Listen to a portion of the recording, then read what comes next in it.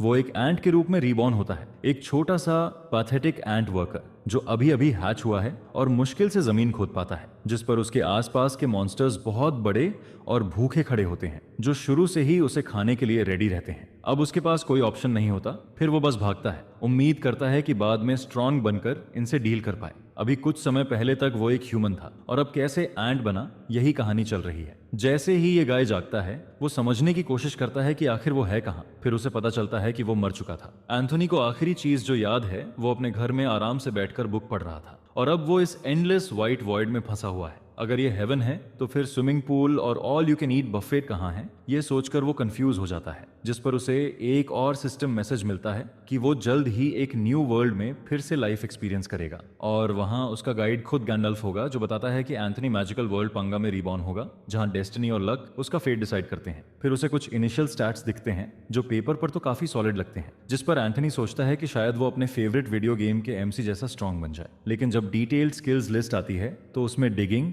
Acid shot, grip और bite लिखा होता है। और इससे भी ज्यादा शॉकिंग यह है कि उसकी स्पीशीज आइडेंटिफिकेशन में लिखा है हैचलिंग एंट वर्कर। यह देखकर एंथनी को यकीन ही नहीं होता कि वो एक एंट के रूप में रीबॉर्न होने वाला है। अगर उसका माना ही नहीं है तो सॉर्सरर बनने का सपना तो गया। गैंडल्फ को अब एक्सप्लेनेशन देना चाहिए, क्योंकि स्किल्स रनडाउन कुछ ज्यादा ही वियर्ड है। एक है बाइट, फिर उससे भी ज्यादा बिजार एसिड शॉट। उसके ओवरपावर्ड एमसी स्किल्स कहाँ गए, यह सोचकर वो इरिटेट होता है। सबसे अलार्मिंग चीज ये होती है कि उसे हैचलिंग एंट वर्कर अफोमिका बताया जाता है, यानी वो सिर्फ एंट ही नहीं बल्कि एक न्यूली हैच्ड वर्कर एंट बन रहा है। फिर वो सोचता है कि शायद उसने पास्ट लाइफ में किसी के साथ कुछ बहुत गलत किया होगा, जिस पर सिस्टम उसे पनिश कर रहा है। लेकिन यह इम्पॉसिबल लगता है, क्योंकि पहले उसकी लाइफ में लोगों से कोई खास कनेक्शन था ही नहीं। उसके एम्प्टी बुक फेस इनबॉक्स और उसकी एक्सट्रीम इंट्रोवर्जन देखकर साफ पता चलता है कि उसके कोई फ्रेंड्स या मीनिंगफुल कनेक्शंस नहीं थे। गैंडल्फ उसे आगे बढ़कर अपना खुद का पाथ बनाने को कहता है, जिस पर वो सरकास्टिकली सोचता है कि शायद ये एंट का पाथ होगा, और अगर ऐसा है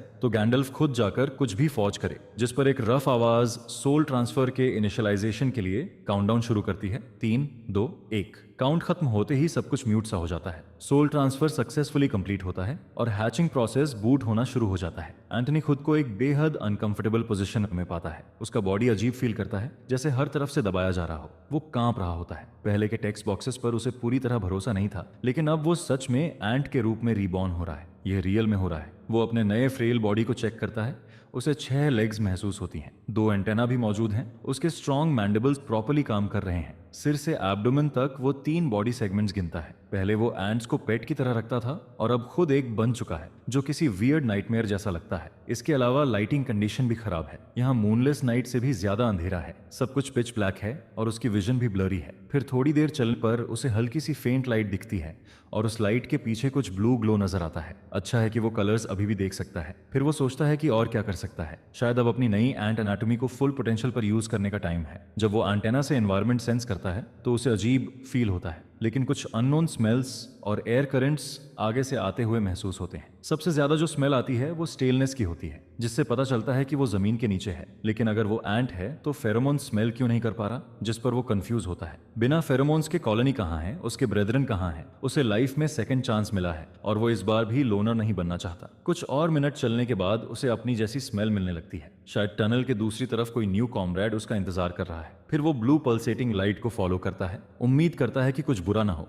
जब वो अपने एंट ब्रदर से मिले, जैसे जैसे वो एग्जिट के पास पहुंचता है, उसकी एक्साइटमेंट बढ़ती है। वो जल्दी जल्दी स्करी करता है, सोचता है कि कॉलोनी की ग्लोरी के लिए जो भी टास्क होगा उसमें हेल्प करेगा। लेकिन टनल के एंड पर जो होता है वो उसकी एक्सपेक्टेशन से बिल्कुल अलग होता है। उसका न्यू कॉमरेड हवा में उछल रहा होता है, जैसे किसी ने पकड़कर फेंक दिया हो, और सामने एक अबॉमिनेबल रेप्टिलियन बीस्ट खड़ा होता है जो शार्प टीथ दिखाकर ग्रिन कर रहा है। उसके बॉडी पर रफ स्केल्स की स्ट्रॉन्ग लेयर और पैक्ड मसल्स होते हैं, जो एंथनी जैसे छोटे एंट के लिए नाइटमेयर जैसा है। जिस पर बीस्ट उस एंट को तुरंत नहीं खाता, बल्कि पहले उसके बॉडी को पीसेज में बाइट करता है। यह देखकर एंथनी पैनिक करने लगता है। वो तो बस एंट्स और बुक्स पसंद करने वाला गाय था। इस सब के लिए उसने साइन अप नहीं किया था। लेकिन जितना भी वो रिफ्यूज करे, ये उसकी रियल रियलिटी है। मॉन्स्टर्स एंट्स को खा रहे हैं, उन्हें ट्रैम्पलिंग कर रहे हैं। उस मॉन्स्टर के पैरों में फंसा दूसरा एंट उसकी तरफ प्लीडिंग आइज से देखता है। जो जैसे वेकअप कॉल देता है। एक सिंगल एंट आखिर क्या कर सकता है, यह सोचते हुए उसके दिमाग में बस एक मूव आता है, भागना। जितनी तेजी से उसके न्यूली हैच्ड 6 लेग्स मूव कर सकती हैं, उतनी तेजी से भागना,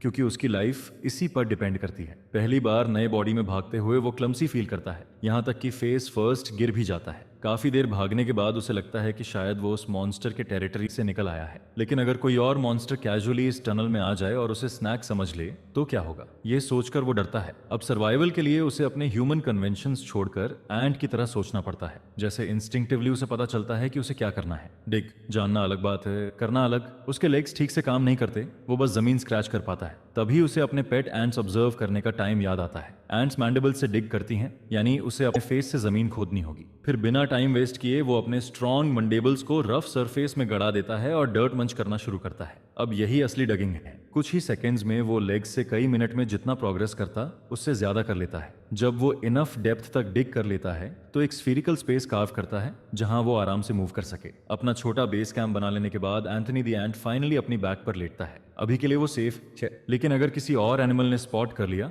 तो ये डायरेक्ट डेथ सेंटेंस होगा। वो सोचता है कि आखिर वो यहाँ आया कैसे। एक दिन भी पूरा नहीं हुआ और वो पहले ही एक फियरसम बीस्ट फेस कर चुका है। न्यू एंट्स तो कॉलोनी के अंदर बॉर्न होती हैं, एलाइज के बीच प्रोटेक्टेड रहती हैं, लेकिन जिस तरह उसके फेलो एंट का रेप्टाइल टेरिटरी में हाल हुआ, उससे साफ है कि सिचुएशन मेसी है। शायद वो अकेला नहीं है जिसे यहाँ ड्रॉप किया गया है, जिसका मतलब है कि कोई रेड चल रही है। थोड़ा और सोचने पर उसे याद आता है कि गैंडल्फ द सिस्टम ने कुछ स्किल पॉइंट और बायोमास के बारे में कहा था, जिस पर उसका ध्यान फिर से सिस्टम की तरफ जाता है। जिस वर्ल्ड में अब एंथनी रहता है वो अभी भी एक मिस्ट्री है। सिस्टम के डिसेंट से सिविलाइजेशन को भारी गेन्स मिले थे, लेकिन वो अब याद ही नहीं कर पाते कि उन्होंने क्या खो दिया। फिर वापस एनोनी की डिलेमा पर आते हैं। उसके पास अभी एक स्किल पॉइंट और एक बायोमास है जिसे उसे सही जगह स्पेंड करना है। अगर ये गेम जैसा सिचुएशन है तो जरूर कोई मेन्यू स्क्रीन होगी जिसे वो एक्सेस कर सके। पहले वो अपनी लेग्स उठाकर हवा में लेवल अप चिल्लाता है, जिस पर कुछ भी नहीं होता, बल्कि वो खुद बेवकूफ जैसा दिखने लगता है। फिर उसके दिमाग में एक और आइडिया आता है, जिस पर वो सामने खाली स्पेस में स्वाइप करता है और जोर से चिल्लाता है, स्टेटस ओपन,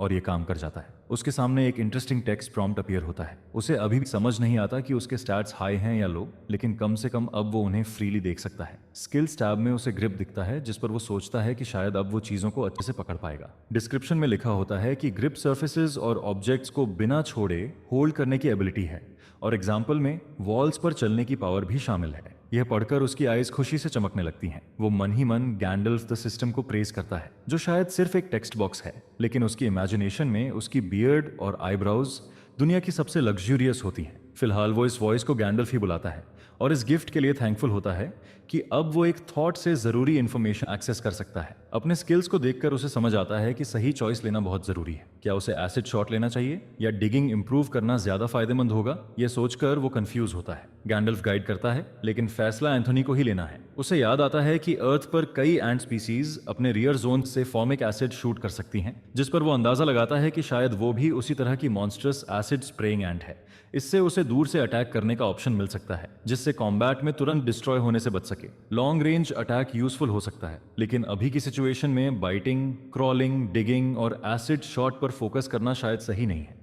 उसे सबसे ज्यादा जो चीज नहीं मिल रही वो है इन्फॉर्मेशन। वो अभी तक नहीं जानता कि वो कहाँ है और यहाँ एंट्स और क्रोका बीस्ट्स के अलावा और कौन से क्रीचर्स रहते हैं। उसे यकीन है कि उसके पास वोकल कॉर्ड्स नहीं है, जिस पर वो समझता है कि टनल्स में इन्फो गैदर करने के लिए उसे खुद पर ही रिलाई करना होगा। बाहर अननोन हॉरर्स के बीच अकेले निकलना मैडनेस जैसा लगता है। सरफेस पर क्या क्या एक एंट को मार सकता है, यह सोचकर ही वो पैनिक होने लगता है। फिर वो खुद को काम करने की कोशिश करता है, क्योंकि सरवाइव करने के लिए रैशनल और चिल रहना जरूरी है। खुद को पेप टॉक देने के बाद वो फोकस करता है। बेस स्किल्स तो समझ चुका है, अब स्किल पॉइंट स्पेंड करने हैं, लेकिन कैसे, यही $1,000,000 क्वेश्चन है। जैसे ही वो ये सोचता है, गैंडल्फ प्रॉम्प्ट देता है कि स्किल पॉइंट स्पेंड करो। ये देखकर वो उस वाइज सिस्टम वॉइस को फिर से प्रेज करता है। ऑप्शंस बहुत हैं, जिस पर सही चॉइस नैरो करना मुश्किल हो जाता है। फास्ट रन करना एनिमीज से बचने में हेल्प करेगा। टनल सेंस अंडरग्राउंड नेविगेट करने में काम आएगा। बाइट और एसिड प्योरली ऑफेंसिव मूव्स हैं, जो जरूरत पड़ने पर फाइट में हेल्प कर सकते हैं। बायोमास से वो exoskeleton, mandibles, legs, eyes, antenna और एसिड ग्लैंड इंप्रूव कर सकता है। ये साफ है कि यहाँ के सभी इनहैबिटेंट्स में वो शायद सबसे वीक है, इसलिए वो एक बायोमास पॉइंट से अपनी आईसाइट इंप्रूव करता है और एक स्किल पॉइंट स्टेल्थ पर स्पेंड करता है। जिससे हाइड और बिना दिखे मूव करने की एबिलिटी बढ़ती है। कॉन्फर्मेशन मिलते ही उसकी आईज जलने लगती हैं, जैसे कॉर्निया में आग लग गई हो। यह दर्द ऐसा लगता है जैसे गैंडल्फ ने ही बिट्रेयल कर दिया हो। वो फ्लोर पर रोल करता है, पेन से ध्यान हटाने की कोशिश करता है, लेकिन जब सब सेटल हो जाता है तो उसे महसूस होता है कि बॉडी इंप्रूवमेंट के हिसाब से ये प्रोसेस उतना बुरा नहीं था। अगर वो ह्यूमन बॉडी में होता तो शायद ये बहुत लंबा टाइम लेता। अब उसके पास टेरिटरी के खिलाफ इफेक्टिव काउंटर मेजर है। नई कॉन्फिडेंस के साथ वो टनल से बाहर क्रॉल करता है, क्योंकि अब एक्सप्लोर करने का टाइम है। उसकी विजन पहले से क्लियरर लगती है। दूर कोई डिस्टिंक्ट स्मेल या वाइब्रेशन नहीं है। उसके सामने 2 पाथवेज होते हैं। राइट पाथ वही है जहां बीस्ट ने बाकी एंट्स को खाया था, जिस पर वो डिसाइड करता है कि उधर नहीं जाना। तो उसके पास एक ही ऑप्शन बचता है, लेफ्ट जाना और देखना कि वहां क्या इंतजार कर रहा है। अब पैनिकिंग एंड गायब है और कॉन्फिडेंट एक्सप्लोरर एंथनी सामने आता है। वो तेजी से क्रॉल करता है और उसकी स्पीड बुरी नहीं है। अंदर ही अंदर वो हंसता है कि एडवेंचर बिना किसी हिच के आगे बढ़ रहा है। लॉजिक कहता है कि उल्टा लटक कर चलना उसकी स्टील्थ और ग्रिप को और बेहतर करेगा, जिस पर वो ऐसा ही करता है। अब वो अपनी नई आईज यूज करता है। पहले के मुकाबले अब वो थोड़ा बेहतर देख पाता है। रॉक्स में ट्विस्टिंग और ब्रांचिंग ब्लू वेन्स भी नोटिस करता है। इंप्रूव्ड विजन से वो अपने बॉडी को भी देख सकता है। टाइम के साथ न्यूबॉर्न एंट का सॉफ्ट व्हाइट एक्सोस्केलेटन हार्ड होना चाहिए और धीरे धीरे उसका बॉडी मजबूत होता है। क्रॉल करते करते वो टनल के एंड पर पहुंचता है, जहां एक ब्लाइंडिंग लाइट उसका स्वागत करती है। ब्लू वेन्स और एक कैवर्न के वाटरपूल से लाइट आ रही होती है। रिजर्वायर बहुत बड़ा है, लेकिन उसके आसपास मॉन्स्टर्स भी उतने ही बड़े खड़े हैं। वो पानी पर इतना फोकस करता है कि पहले तो लर्किंग फियरसम बीस्ट्स पर ध्यान ही नहीं जाता। अगर वो अभी वीकेस्ट क्रीचर है तो दिखते ही मर जाएगा। ये सोचकर वो सीरियस हो जाता है। स्टेल्थ सर्वाइवल के लिए वाइटल है और इन्फॉर्मेशन गैदरिंग के लिए भी जरूरी है। आईसाइट के बारे में तो सब जानते हैं, बैड आईसाइट सच में खराब होती है। ह्यूमन विजन की आदत होने के बाद पैथेटिक एंट विजन पर स्विच करना डिसोरिएंटिंग है। अगर कुछ मूव नहीं करता तो वो बेरेली देख पाता है। एंट्स कम्युनल स्पीशीज हैं। हजारों वीक इंडिविजुअल्स मिलकर स्ट्रांग बनते हैं। सिंगल एंट की सेंसेस खराब होती हैं, जिसे वो यूनिटी से कंपेंसेट करती हैं। यही उसकी मिजरी है, क्योंकि वो अकेला है। बैड आईसाइट के साथ वो कहीं भी ट्रिप कर सकता है, शायद किसी स्लीपिंग ड्रैगन पर भी। इसलिए वो डिसाइड करता है कि आईज इंप्रूव करना प्रायोरिटी है और तब तक नहीं रुकेगा जब तक सॉलिड स्टोन के 5 मीटर पार भी कॉकरोच ट्विच न देख सके। कुछ टाइम बाद उसका नया रेड एक्सोस्केलेटन डेवलप हो जाता है। पूल के ऊपर क्लिफ को सर्वे करते हुए उसे चारों तरफ अजीब आवाजें सुनाई देती हैं। वॉल्स की तरफ बढ़ते हुए वो डिसाइड करता है कि क्लोजर लुक लेना पड़ेगा। कुछ मिनट्स ग्रिप और रेस करते हुए वो ऊपर पहुंचने के करीब होता है। ग्राउंड को इंप्रूव्ड आईज से स्कैन करते हुए भी एग्जैक्ट स्पॉट पिन पॉइंट नहीं कर पाता, क्योंकि सरफेस पर wriggling blue lines focus disturb करती हैं। लेकिन जब सीलिंग से गिरती वाटर ड्रॉपलेट्स देखता है, तब उसे आखिर समझ आता है कि वाटर पूल का सोर्स क्या है। लेकिन वो नॉइज जो उसे बार बार सुनाई दे रहा है, उसका सोर्स ये नहीं हो सकता, जिस पर एंथनी खुद को फोकस करने की कोशिश करता है, क्योंकि जरूर कुछ ऐसा है जो वो देख नहीं पा रहा। बात तो सिंपल कॉमन सेंस की है, लेकिन वो डॉट्स कनेक्ट नहीं कर पा रहा। फिर उसे समझ आता है कि ये आवाजें मॉन्स्टर्स ही कर रहे हैं। सीलिंग की सेफ्टी से वो नीचे एक ग्राउलिंग वुल्फ बीस्ट को ऑब्जर्व करता है, जिस पर जब उसे लगता है कि उस बीस्ट की आईज उसकी तरफ घूम रही हैं, तो वो तुरंत एक बाहर निकली हुई रॉक के पीछे हाइड हो जाता है। वो मोमेंट बहुत ही क्लोज था, ऑलमोस्ट पकड़ा ही जाता। शायद अब अपनी नई एबिलिटी टेस्ट करने का टाइम है, जिस पर एंथनी अपनी brand new stealth mode skill activate करता है। उसका रेड एक्सोस्केलेटन तुरंत ट्रांसपेरेंट होने लगता है और ये सच में सिक लगता है। अब एक्सपोजर हैंडल हो गया है, तो वो आराम से पूल के पास की सिचुएशन ऑब्जर्व कर सकता है। उसने पहले ही उस नास्टी वुल्फ लिजर्ड बीस्ट को अच्छे से देख लिया था, जो उसे ऑलमोस्ट स्पॉट कर ही चुका था। अब अगला ध्यान देने वाला उसका वर्स्ट एनिमी है, वही जिसने उसके फेलो एंट्स को स्लॉटर किया था, वही मेलिग्नेंट क्रॉक बीस्ट। जितना भी वो इस मॉन्स्टर रोस्टर को देखता है, उसे फील होता है कि सिचुएशन में कुछ ऑफ या ऑफ है। ये सारे डेंजरस क्रीचर्स एक दूसरे पर अटैक नहीं कर रहे, जैसे किसी राउंड टेबल मीटिंग में साइलेंटली पीस अग्रीमेंट कर लिया हो। एंथनी एक पल के लिए इमेजिन करता है कि शायद वो किसी मॉन्स्टर पीस ट्रीटी मीटिंग को मिस कर गया हो, लेकिन एक जगह खड़े रहकर उसे कोई सॉलिड आंसर नहीं मिलेगा। यह सोचकर वो थोड़ा एक्शन के करीब जाने का डिसाइड करता है, जिस पर खुद को याद दिलाता है कि slow and steady he win करता है। सीलिंग से क्रॉल करके नीचे आना उसके साइज के हिसाब से कुछ मिनट्स लेता है। अगर एंट्स स्वेट कर पाती तो उसका पूरा बॉडी पानी से भीग जाता, लेकिन उसका एफर्ट बेकार नहीं जाता। स्टेल्थ एक्टिव रखते हुए मूव करने से उसकी स्टेल्थ लेवल 2 तक बढ़ जाती है। काफी डिस्टेंस ट्रैवल करके वो एक्शन के पास पहुंचता है। उसकी सस्पिशन सही थी, स्किल्स कांस्टेंट यूज से ट्रेन होकर हायर लेवल तक जा सकती हैं। हाइड और ऑब्जर्व करते हुए वो एक साथ इंफॉर्मेशन गैदर कर सकता है और स्टेल्थ ट्रेन भी कर सकता है। कॉन्फिडेंस बढ़ने लगता है, लेकिन वो खुद को कंट्रोल करता है। क्योंकि ज्यादा कोकी होना डेंजरस है। अगर स्पॉट हो गया तो सीधा खत्म। काम होकर वो इतना पास आता है कि नेक्स्ट सेट ऑफ मॉन्स्टर्स साफ दिखने लगते हैं। वॉटर के पास कुछ बीस्ट्स टैंकल्ड ग्रुप में होते हैं जिस पर सही से पहचानना मुश्किल होता है। जैसे ही वो थोड़ा और करीब जाता है उसे piercing red eyes, blue pincers और सैकड़ों लेग्स दिखती हैं, हंड्रेड्स ऑफ लेग्स। सेंटीपीड्स की ग्रूसम एनाटॉमी देखकर उसका मन खराब हो जाता है और वो ऑलमोस्ट उल्टी कर देता है। वो इस डैम डंजन को कोसता है कि उसे इतना डिस्गस्टिंग सीन क्यों दिखा रहा है। लास्ट रेजिडेंट एक लिजर्ड मॉन्स्टर है जो उतना बुरा नहीं दिखता, लेकिन उसके नास्टी स्पाइक्स से सावधान रहना पड़ेगा। अभी वो वीकेस्ट है, लेकिन उसे पॉसिबिलिटी दिखती है कि एक दिन यही सारे क्रीचर्स बायोमास का हार्वेस्ट बन सकते हैं। पॉइंट्स जैसे उसका इंतजार कर रहे हैं, लेकिन इसके लिए थोड़ा प्रिपरेशन चाहिए, जिस पर अगले कुछ घंटों तक वो पूल के ऊपर हिडन रहकर रेजिडेंट्स की मूवमेंट्स ऑब्जर्व करता है। वो ध्यान देता है कि कौन क्रीचर पूल एरिया छोड़कर किस दिशा में जाता है। पहले घंटे में सेंटीपीड बीस्ट्स और क्रोका बीस्ट एक साथ एग्जिट करते हैं और सरप्राइजिंगली सेम डायरेक्शन में जाते हैं। दूसरे घंटे में wolf lizard beasts south end के स्मॉल टनल की तरफ जाते हैं। तीसरे घंटे में स्पाइकी लिजर्ड वॉल की तरफ क्रॉल करके गायब हो जाता है, जैसे वॉल ड्वेलर हो, बिल्कुल एंथनी की तरह। उस इंटेंस एस्पियनाज सेशन से उसकी स्टेल्थ लेवल 3 तक पहुंच जाती है। इस जगह पेशेंस रिवॉर्ड देती है। परफेक्ट टाइमिंग भी है क्योंकि उसके पुअर एंड क्लॉज को ब्रेक चाहिए था। एग्जिट पॉइंट पर पहुंचकर उसका होम स्वीट होम बस एक डिग दूर है। वो रिलैक्स करना चाहता है लेकिन अफोर्ड नहीं कर सकता क्योंकि और काम बाकी है। सबसे पहले बेस कैंप में और ब्रीदिंग रूम चाहिए, जिस पर वो डिगिंग शुरू करता है। स्ट्रॉन्ग मैंडिबल से एक्साइटेड होकर जमीन मंच करता है। इंस्टिंक्ट से सॉइल गैदर करते हुए जब उसका डिगिंग लेवल 2 होता है तो उसे प्रॉपर नेस्ट सिक्योर करने का नोटिफिकेशन मिलता है। मैडमैन की तरह डिगिंग के बाद वो थोड़ा ब्रीदर लेता है। उसे फेमिलियर फीलिंग आती है, जैसे जब उसकी फैमिली ने पैसे भेजना बंद किया था और फ्रिज में खाना नहीं रखा था। उसे हंगर फील होने लगती है और ये सेंसेशन उसके लिए नया नहीं है। स्टमक ग्रम्बल करता है, लेकिन वो खुद को कन्विंस करता है कि बस वेट करना है। जब जागेगा तब फर्स्ट प्रे हंट करेगा। उसके माइंड में पहले से स्पाइकी टारगेट है। नेक्स्ट डे जल्दी आ जाता है और एंथनी कैवन की सीलिंग पर पर्च्ड है। उसके क्लॉज कोल्ड रॉक में गड़े हैं और उसके माइंड में बस एक थॉट है। वो इतना हंग्री है कि नीचे मॉन्स्टर्स को देखकर ड्रूल करने लगता है, लेकिन हंगर के साथ वीकनेस भी आती है। उसकी एनर्जी धीरे धीरे कम हो रही है। उसके दिमाग में चॉकलेट्स, ब्रेड, केक्स, स्टेक्स घूम रहे हैं जो उसने पास्ट लाइफ में खाए थे। हंगर इतनी बढ़ जाती है कि माइंड ट्रिक्स खेलने लगता है। एक पल को उसे क्रॉक बीस्ट मीट का पीस जैसा दिखता है और वो ऑलमोस्ट सीलिंग से जंप करके बाइट करने वाला होता है। यहाँ तक कि नास्टी सेंटीपीड्स भी उसे डिलिशियस नूडल्स जैसे लगने लगते हैं। एंथनी समझता है कि इस हंगर प्रॉब्लम को सॉल्व करना जरूरी है, वरना गलत चीज पर चॉम्प करके खुद को मरवा देगा। उसने अपनी नेक्स्ट मूव के लिए बहुत लंबे टाइम से प्रेप किया है। स्टमक को बीच में नहीं आने देगा। 2 पूरे दिन प्रेप वर्क में निकल जाते हैं। उसने कैवन के इस हिस्से का हर डिटेल स्टडी किया है। कम नींद और एक्सट्रीम स्टार्वेशन के कारण उसे अवेक रहना मुश्किल हो रहा है। कई बार वो पानी के ऊपर लटकते हुए ऑलमोस्ट गिर ही जाता है। उस मिस्टीरियस पूल को देखकर उसे पता है कि गिरना एंजॉयबल स्विम नहीं होगा। स्टेल्थ मोड पूरे टाइम एक्टिव रखने से उसकी एबिलिटी लेवल 4 तक पहुंच जाती है। डाउन टाइम में डिगिंग करते हुए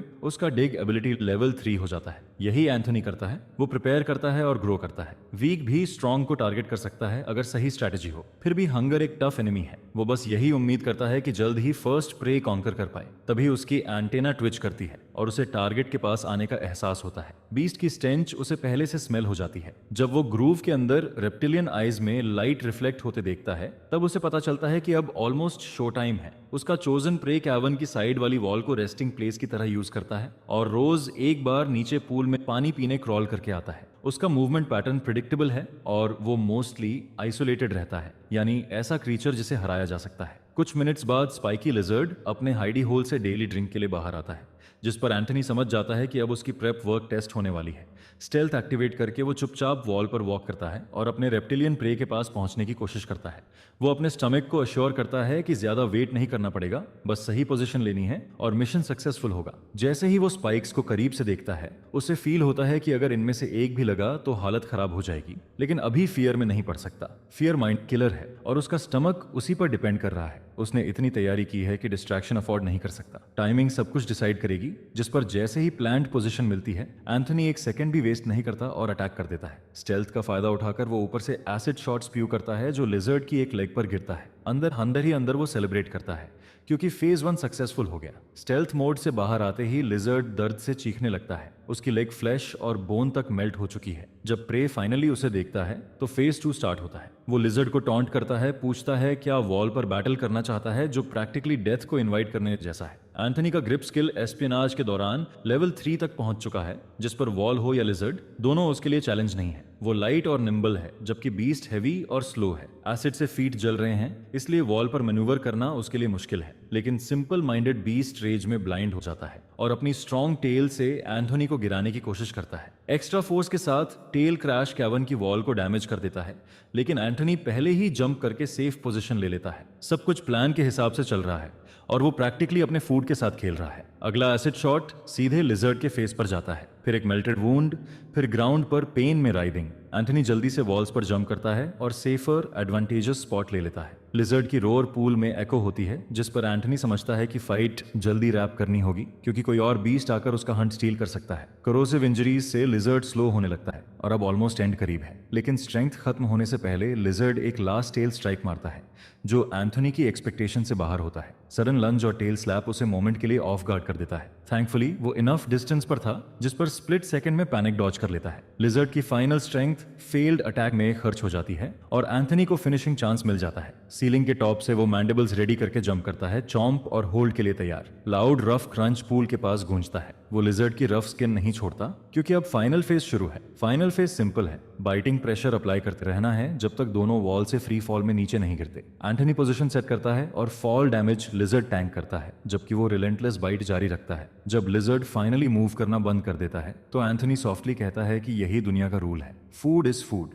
फिर वो पूरे बॉडी पर एसिड शॉट्स मारता है ताकि टफ स्किन बाईपास हो सके। इसी प्रोसेस में उसका एसिड शॉट लेवल 2 तक पहुंच जाता है। इंस्पेक्ट करने पर उसे पता चलता है कि प्रे अभी पूरी तरह डेड नहीं है, जिस पर उसे नेक्स्ट स्टेप हार्ड वे में लेना पड़ता है। एंथोनी मर्सिलेसली डाइंग लिजर्ड को मंच करता है। ब्लड और गट्स ग्राउंड पर फैलते हैं और ग्रूसम क्रंचेस रूम में गूंजते हैं। कुछ टाइम बाद उसका बाइट लेवल 3 तक क्लाइम कर जाता है। पूरे 10 मिनट्स लगते हैं, लेकिन हॉरिफिक जॉब फाइनली कंप्लीट हो जाता है। सस्टेनेंस मिलने के बाद वो री इन्विगरेटेड फील करता है, जैसे कोई नाइट बैटल जीत कर लौटा हो। ही केम, ही सॉ, ही कॉन्कर्ड वाली फीलिंग आती है। उसने लिटरली एनिमी को जीत के बाद गॉबल किया है। अब सोचते हुए उसे रियलाइज होता है कि उसने कभी पास्ट लाइफ में किसी चीज के लिए इतना हार्ड वर्क नहीं किया। ज्यादातर टाइम वो नम फील करता था, लेकिन अब उसने लेवल 2 स्पानेटा को डिफीट किया है और खुद लेवल 2 तक पहुंचता है एक्सपी ड्रॉप के साथ। उसे एक एडिशनल स्किल पॉइंट मिलता है और गैंडल्फ नोटिफिकेशंस के साथ काफी टॉकेटिव हो जाता है। लिजर्ड का नाम स्पानेटा लेर्टोस है, जो वेगली लैटिन जैसा लगता है। उसे याद आता है कि उसकी स्पीसीज फॉर्मिका है, जो वुड्स एंड्स का लैटिन नेम है। अगर इस वर्ल्ड के हर क्रीचर का लैटिन नेम है तो उसकी बुक स्मार्ट्स काम आएंगी। ये सोचकर वो थोड़ा कॉन्फिडेंट होता है। साथ ही उसे 3 इंपॉर्टेंट चीजें समझ आती हैं। पहला, क्रीचर्स डिफीट करने से एक्सपीरियंस मिलता है और लेवल इंक्रीज होता है। दूसरा, हर लेवल अप पर नया स्किल पॉइंट मिलता है। तीसरा, अगर स्पानेटा लेवल 2 मॉन्स्टर था तो या तो वो लेवल 2 बॉर्न हुआ था या एक बार लेवल अप कर चुका था। लेकिन सबसे जरूरी बात वो नहीं भूल सकता, उसे प्रे का बॉडी क्लेम करना है ताकि खुद स्ट्रांग हो सके। हंटर और प्रेडेटर होने का मतलब है ईट एंड ग्रो स्ट्रॉन्गर। वो फूड के लिए ग्रेटफुल है, लेकिन लिजर्ड मीट का टेस्ट बिल्कुल एपेटाइजिंग नहीं है। इतना रेचिड कि फिर से उल्टी जैसा फील होता है। लेकिन नई बायोमास सोर्स कंज्यूम करने से उसे 1 पॉइंट मिल जाता है। गैंडल्फ आज नॉन स्टॉप नोटिफिकेशंस देता रहता है। कैवन में लेटे हुए उसके स्टमक ग्रम्बल्स लाउड बर्प्स में बदल जाते हैं। कम से कम अगले वीक तक फूड सिक्योर है। फुल बेली के सेटिस्फैक्शन के अलावा उसे गैंडल्फ से एक और बोनस हार्वेस्ट मिलता है। अब टाइम है नेस्ट में रिट्रीट करने का और नेक्स्ट मूव प्लान करने का। कैवन के टॉप पर पहुंचकर वो नीचे बीस्ट देखता है जो पूल के पानी में ऑब्सेस्ड है। उन्हें पता भी नहीं कि उनका एक नेबर मिसिंग है। कुछ मिनट्स करी करने के बाद एंथोनी अपने हम्बल नेस्ट में पहुंचता है और ईवल मास्टरमाइंड की तरह हैंड्स रब करता है, क्योंकि अब नया प्लान बनाना है। पहले वो हंट के बाद अपना अपडेटेड स्टेटस चेक करता है। स्टैट्स लगभग सेम हैं, लेकिन स्किल्स काफी ग्रो कर चुकी हैं। वो खुद को एक लोन एंट की तरह फील करता है जो थ्रिलिंग एडवेंचर पर है और इनक्रेडिबल ग्रोथ एक्सपीरियंस कर रहा है। डेस्टिनी और अनफोर्सीन सर्कमस्टेंसेस चाहे जैसे भी क्रैश करें, वो प्रिवेल करेगा। अगेंस्ट ऑल ऑड्स वो सर्वाइव करेगा, चाहे सिचुएशन कितनी भी स्टैक्ड हो। लेकिन फिर वो खुद को डे ड्रीमिंग से बाहर निकालता है और रियलिस्टिक होने के लिए हेड लेफ्ट राइट शेक करता है। एंथोनी प्रेजेंट पर लॉक इन करता है, क्योंकि अभी उसे एक और पिवोटल डिसीजन लेना है और इसमें प्रूडेंट रहना जरूरी है। उसके पास सिर्फ 2 बायोमास पॉइंट्स हैं, जिस पर हर ऑप्शन केयरफुली कंसिडर करना पड़ेगा। उसकी नजर बार बार एक ही जगह जाती है, उसकी आई म्यूटेशन पर। वो अपनी आईज को +2 तक इवॉल्व करना चाहता है, ब्लेस्ड लाइट के लिए। जब गैंडल्फ की वॉइस पूछती है कि क्या वो 2 बायोमास पॉइंट्स स्पेंड करके नेक्स्ट लेवल पर जाना चाहता है, तो एंथोनी बिना हेजिटेट किए कंफर्म कर देता है। उसे अभी भी इंप्रूवमेंट के लिए आईज जलने वाली फीलिंग की आदत नहीं पड़ी है। वो उस बर्न को बिल्कुल पसंद नहीं करता। कुछ देर तक पेन से उसकी आईज वाटरी हो जाती हैं, लेकिन आखिरकार प्रोसेस खत्म होता है। उसकी करंट विजन अभी भी एवरेज ह्यूमन से काफी खराब है, लेकिन फिलहाल काम चल जाएगा। अब उसे अपना सिंगल स्किल पॉइंट स्पेंड करना है। लकीली ये डिसीजन टफ नहीं है। क्योंकि वो पहले से टनल सेंस के बारे में सोच रहा था। कई दिनों से वो इस कर्स्ड जगह में है, लेकिन अभी भी बहुत सी चीजों के बारे में क्लूलेस है। इस वर्ल्ड में बहुत अननोन्स हैं, जिस पर tunnel sense long term survival के लिए वाइटल हो सकता है। इस एबिलिटी से वो अपने हर एक्शन का रेंज ब्रॉडन कर सकता है और कंफर्ट जोन से बाहर एक्सप्लोर करके भी सेफली नेस्ट तक लौट सकता है। जब गैंडल्फ कंफर्मेशन मांगता है तो एंथनी छोटे से फेस पर स्माइल के साथ अग्री कर देता है। न्यू स्किल ऑब्टेन करना बॉडी मॉडिफिकेशन के पेन से बिल्कुल अलग फील होता है। उसे लगता है जैसे शावर में पानी बालों से होकर गुजरता है, बस ये सेंसेशन उसके हेड के अंदर डीपर हो रही है। कुछ मोमेंट्स बाद गैंडल्फ बताता है कि टनल सेंस लर्न हो चुका है। एंथनी उम्मीद करता है कि अगली एक्सप्लोरेशन मिशन में ये इफेक्टिव साबित होगा। वो कैवर्न से कुछ लीव्स गैदर करता है और उनसे बेड बना लेता है। नेक्स्ट एक्सप्लोरेशन से पहले उसे एक कम्फी नैप डिजर्व है। जब वो सो रहा होता है तभी दूर से ह्यूमन फुटस्टेप्स की आवाज पास आती है। डेंस फॉरेस्ट में दो ह्यूमन जैसी फिगर्स लाइट सोर्स के साथ मूव कर रही होती हैं। वुमन पूछती है कि क्या उसने कुछ देखा, जिस पर मैन कहता है कि कुछ नहीं, बस माइंड ट्रिक्स खेल रहा है। और जहां वो जा रहे हैं वहां कोई मॉन्स्टर उन्हें थ्रेटन करे तो उसे रूड अवेकनिंग मिलेगी। इधर एंथनी फुल बेली के साथ क्लाउड 9 जैसा स्लीप कर रहा होता है। ब्लिस में डूबा हुआ वो चाहता है कि यही पैराडाइज फॉरएवर रहे, लेकिन अचानक जर्क से वो जाग जाता है और बेड से रोल होकर फेस फर्स्ट हार्ड ग्राउंड पर गिरता है। उसे हाइंडसाइट में समझ आता है कि ऐसे ड्रीम्स हमेशा too good to be true होते हैं।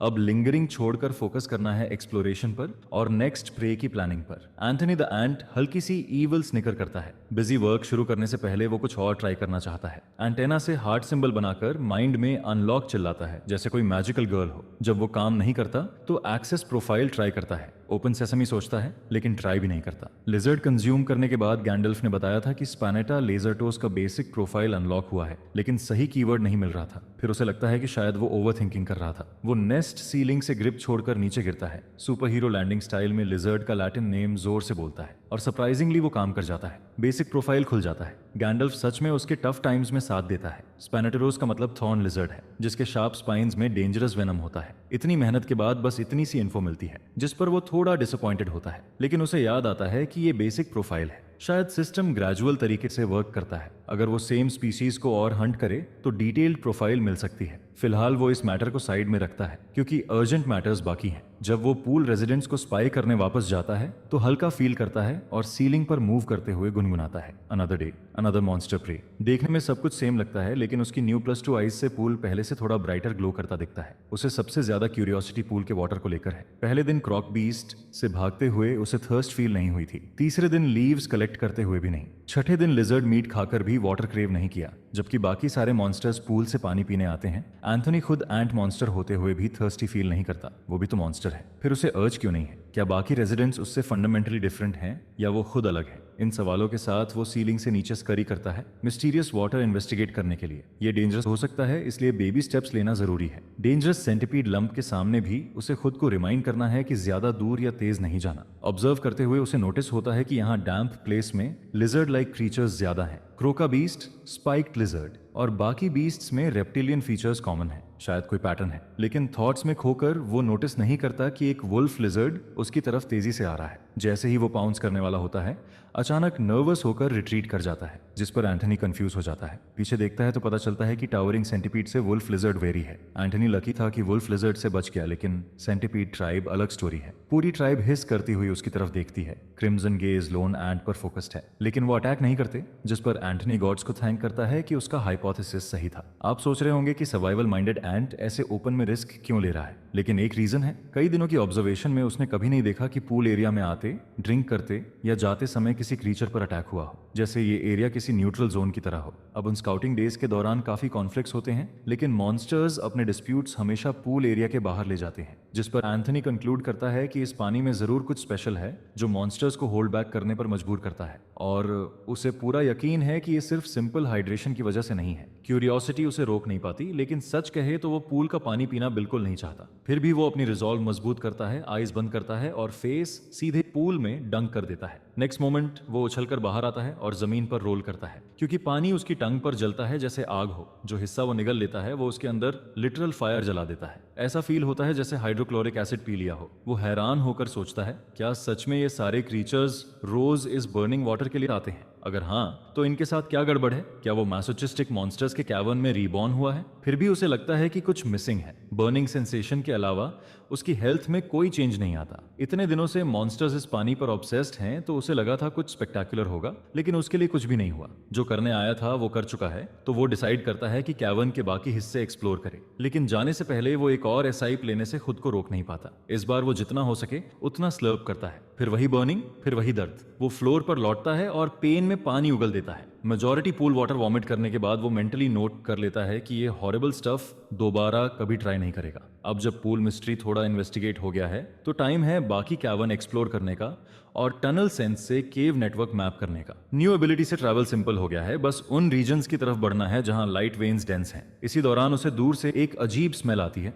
जिस पर वो सोचता है कि इन टनल्स में और कौन से क्रीचर्स लर्क कर रहे होंगे। मूव करते हुए अचानक वो किसी फेमिलियर चीज से टकराता है, एक मैन मेड स्ट्रक्चर जो लोअर और हायर लेवल्स को कनेक्ट करने के लिए वर्टिकल डिस्टेंस को स्मॉलर पार्ट्स में डिवाइड करता है। ये क्लियरली स्टेयर्स हैं। स्टेयर्स के लेंथ में नीचे देखते हुए उसे वही वाइंडिंग ब्लू लाइंस दिखती हैं। क्यूरियोसिटी और एक्साइटमेंट में वो जल्दी से डिसेंट में आगे बढ़ता है। ये स्टेयर्स सीधे रॉक में कार्व की गई लगती हैं। हर स्टेप पर इंट्रिकेट ऑर्नामेंटेशन भी है। सॉलिड रॉक को कार्व करने के लिए कौन रिस्पॉन्सिबल होगा, ये सोचकर वो खुद से सवाल करता है। आंसर ऑब्वियस है, ह्यूमंस। ये फर्स्ट टैंजिबल एविडेंस है कि इस वर्ल्ड में ह्यूमनॉइड क्रीचर्स एग्जिस्ट करते हैं। वो इमेजिन करता है कि शायद यहाँ ड्वार्व्स रहते हों या लेजेंडरी एल्व्स। सिचुएशन और इंटरेस्टिंग होती जा रही है। हाफवे नीचे पहुंचकर वो सोचता है कि ह्यूमंस ने सिर्फ इसी टनल में स्टेयर्स क्यों बनाई। जीनियस माइंड से वो कंक्लूड करता है कि ये फ्रीक्वेंटली यूज टनल होगा, इसलिए ट्रैवल कन्वीनियंट बनाने के लिए स्टेयर्स कार्व की गई होंगी। इसका मतलब आसपास और स्टेयर्स भी हो सकती हैं। शायद सरफेस का रास्ता भी हो जिससे वो इस डेंजरस कैवर्न से बाहर निकल सके। ये थॉट उसे करेज देता है। स्पाइरल डिसेंड करते हुए उसे रियलाइज होता है कि स्टेयर उससे ज्यादा यूजफुल हैं जितना उसने सोचा था। वो इन्हें खुद को मेजर करने के लिए यूज कर सकता है। अगर यहाँ के ह्यूमंस रफली पुराने वर्ल्ड जैसे साइज के हैं, तो वो स्टेयर्स के कंपैरिजन से अपना साइज एस्टिमेट कर सकता है। कैलकुलेशन के बाद वो कंक्लूड करता है कि वो करीब 1 मीटर टॉल है। इसका मतलब पूल वाले टेरिफाइंग मॉन्स्टर्स ह्यूमन पर्सपेक्टिव से शायद नॉर्मल एनिमल्स जितने ही होंगे। उसकी आईज में वो जायंट्स लगते हैं, लेकिन एडल्ट ह्यूमन के लिए शायद एवरेज साइज के हों। फिर वो सोचता है कि क्या ये monsters easy mode tutorial monsters हैं, लेकिन ये थॉट एक और डरावनी पॉसिबिलिटी खोलता है। अगर ये वीक हैं तो डीपर एरियाज में कितने स्ट्रॉन्ग मॉन्स्टर होंगे। इस बार वो सीधे डेथ में नहीं कूदता और स्टेयर्स को फिलहाल बाय कह देता है। डिफरेंट फ्लोर पर उतरते ही उसे और ह्यूमन एक्टिविटी के साइंस दिखते हैं। वॉलेज पे टॉर्चेस लगी हैं। जितना वो आगे बढ़ता है, सिविलाइजेशन के साइंस बढ़ते जाते हैं। शायद सरफेस उतना दूर नहीं जितना उसने सोचा था। टनल में डीपर जाते हुए वॉल्स पर पल्सेटिंग वेन्स कम होती जाती हैं। स्टेल्थ क्रीचर के लिए ये परफेक्ट है, लेकिन फिर भी उसे फील होता है कि कुछ ऑफ है। उसका हार्ट चेस्ट में जोर से धड़कता है। रियल पॉसिबिलिटी है कि वो किसी रियल पर्सन से मिले। एक्साइटिंग है क्योंकि उसके माइंड में कई क्वेश्चंस हैं।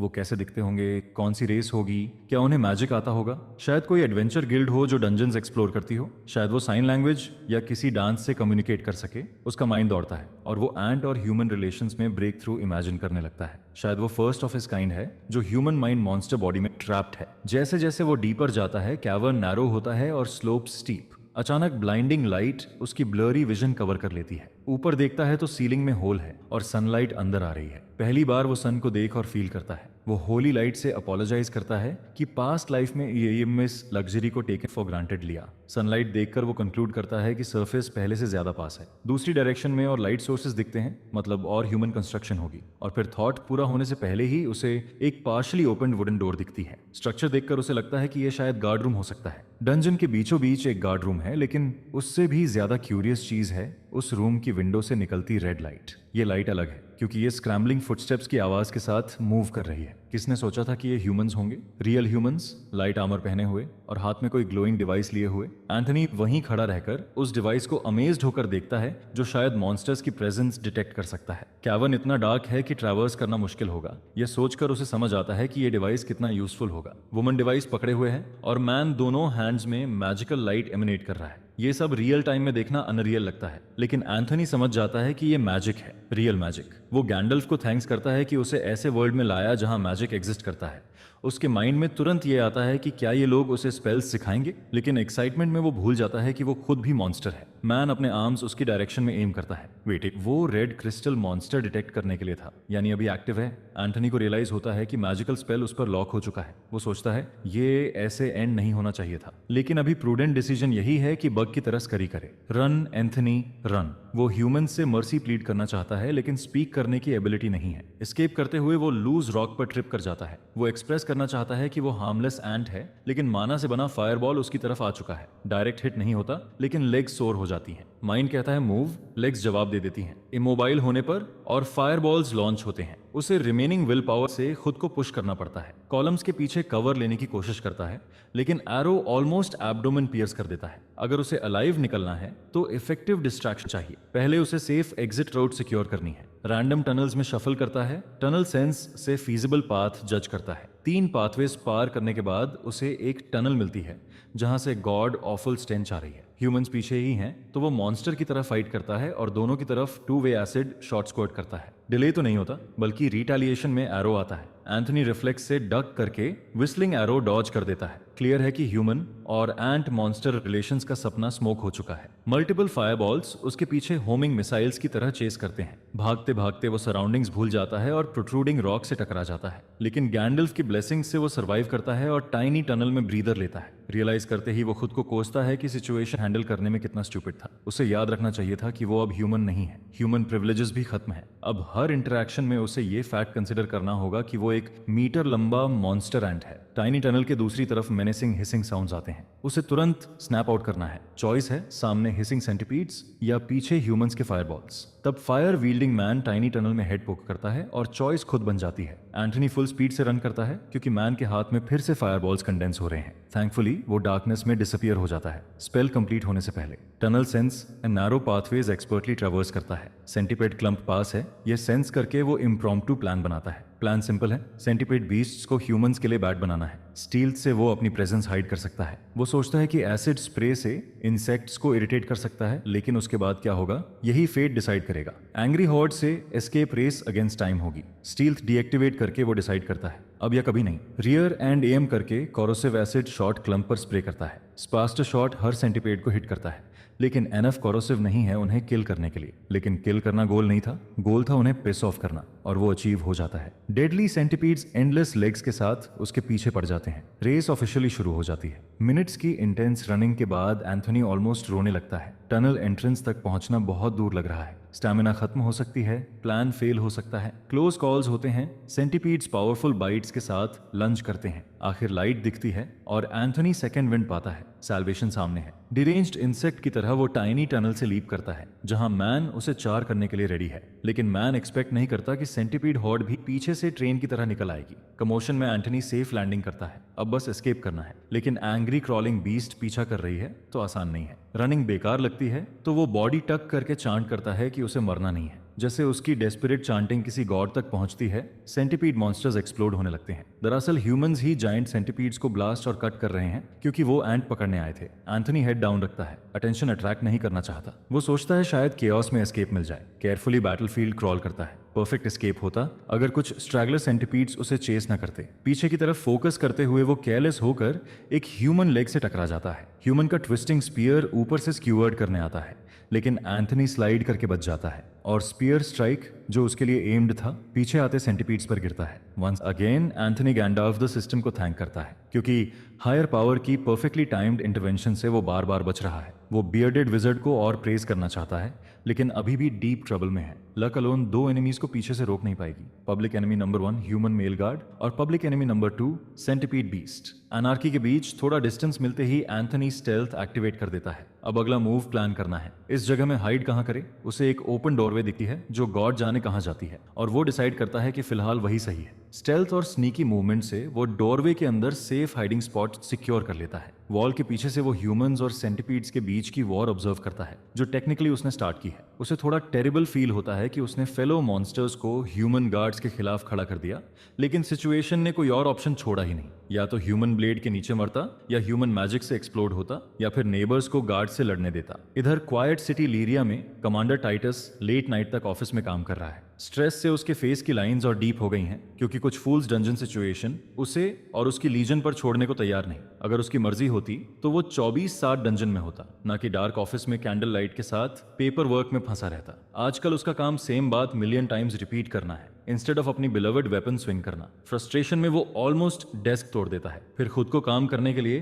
फ्रेश मैनर एयर लेने बाहर निकलता है। डिम ऑफिस से बाहर आते ही फॉरवर्ड गैरिजन ट्रूप्स अटेंशन में खड़े हो जाते हैं। कमांडर टाइटस किसी को एक्नॉलेज नहीं करता, बस स्ट्रेट हॉल से निकल जाता है। हर डोर के पार ट्रूप्स अटेंशन में खड़े हैं। जहां भी वो जाता है लोग काम रोक देते हैं। वो यहाँ गॉड जैसा ट्रीट होता है। आखिर वो सिंपल वुडन डोर तक पहुंचता है जिसके दोनों तरफ आर्म्ड गार्ड्स हैं। टाइटस ट्रिब्यून ऑरेलिया से सिचुएशन का रनडाउन मांगता है और वो डिलिजेंटली बताती है 15 मिनट पहले एक मॉन्स्टर गार्ड स्टेशन के पास आया, फिर फ्ले कर गया। गार्ड टीम ने सेंट्यूरियन को सिग्नल दिया और कैवर्न में डीपर पुश किया। ह्यूमन गार्ड्स के पर्सपेक्टिव से वो एक ग्रोटेस्क एंड मॉन्स्टर था जिसे हॉटेस्ट फायर और शार्पेस्ट ब्लेड से मारना चाहिए। टाइटस को ये रनडाउन वियर्ड लगता है। वो कंफर्म करता है कि मॉन्स्टर ने हेड ऑन अटैक नहीं किया बल्कि भागा। फिर वो वुडन डोर की तरफ मुड़ता है जिस पर ऑरेलिया पूछती है कि वो कहां जा रहा है। कमांडर कैजुअली जवाब देता है कि वो सप्रेशन एक्सपीडिशन पर्सनली ज्वाइन करेगा। मॉन्स्टर के इंटेलिजेंट बिहेवियर ने उसका इंटरेस्ट पीक कर दिया है। डोर के पीछे गार्ड टीम अभी भी सेंटीपीड से इंटेंस वॉर लड़ रही है। मेजेस अपने बेस्ट स्पेल्स अनलीश करते हैं,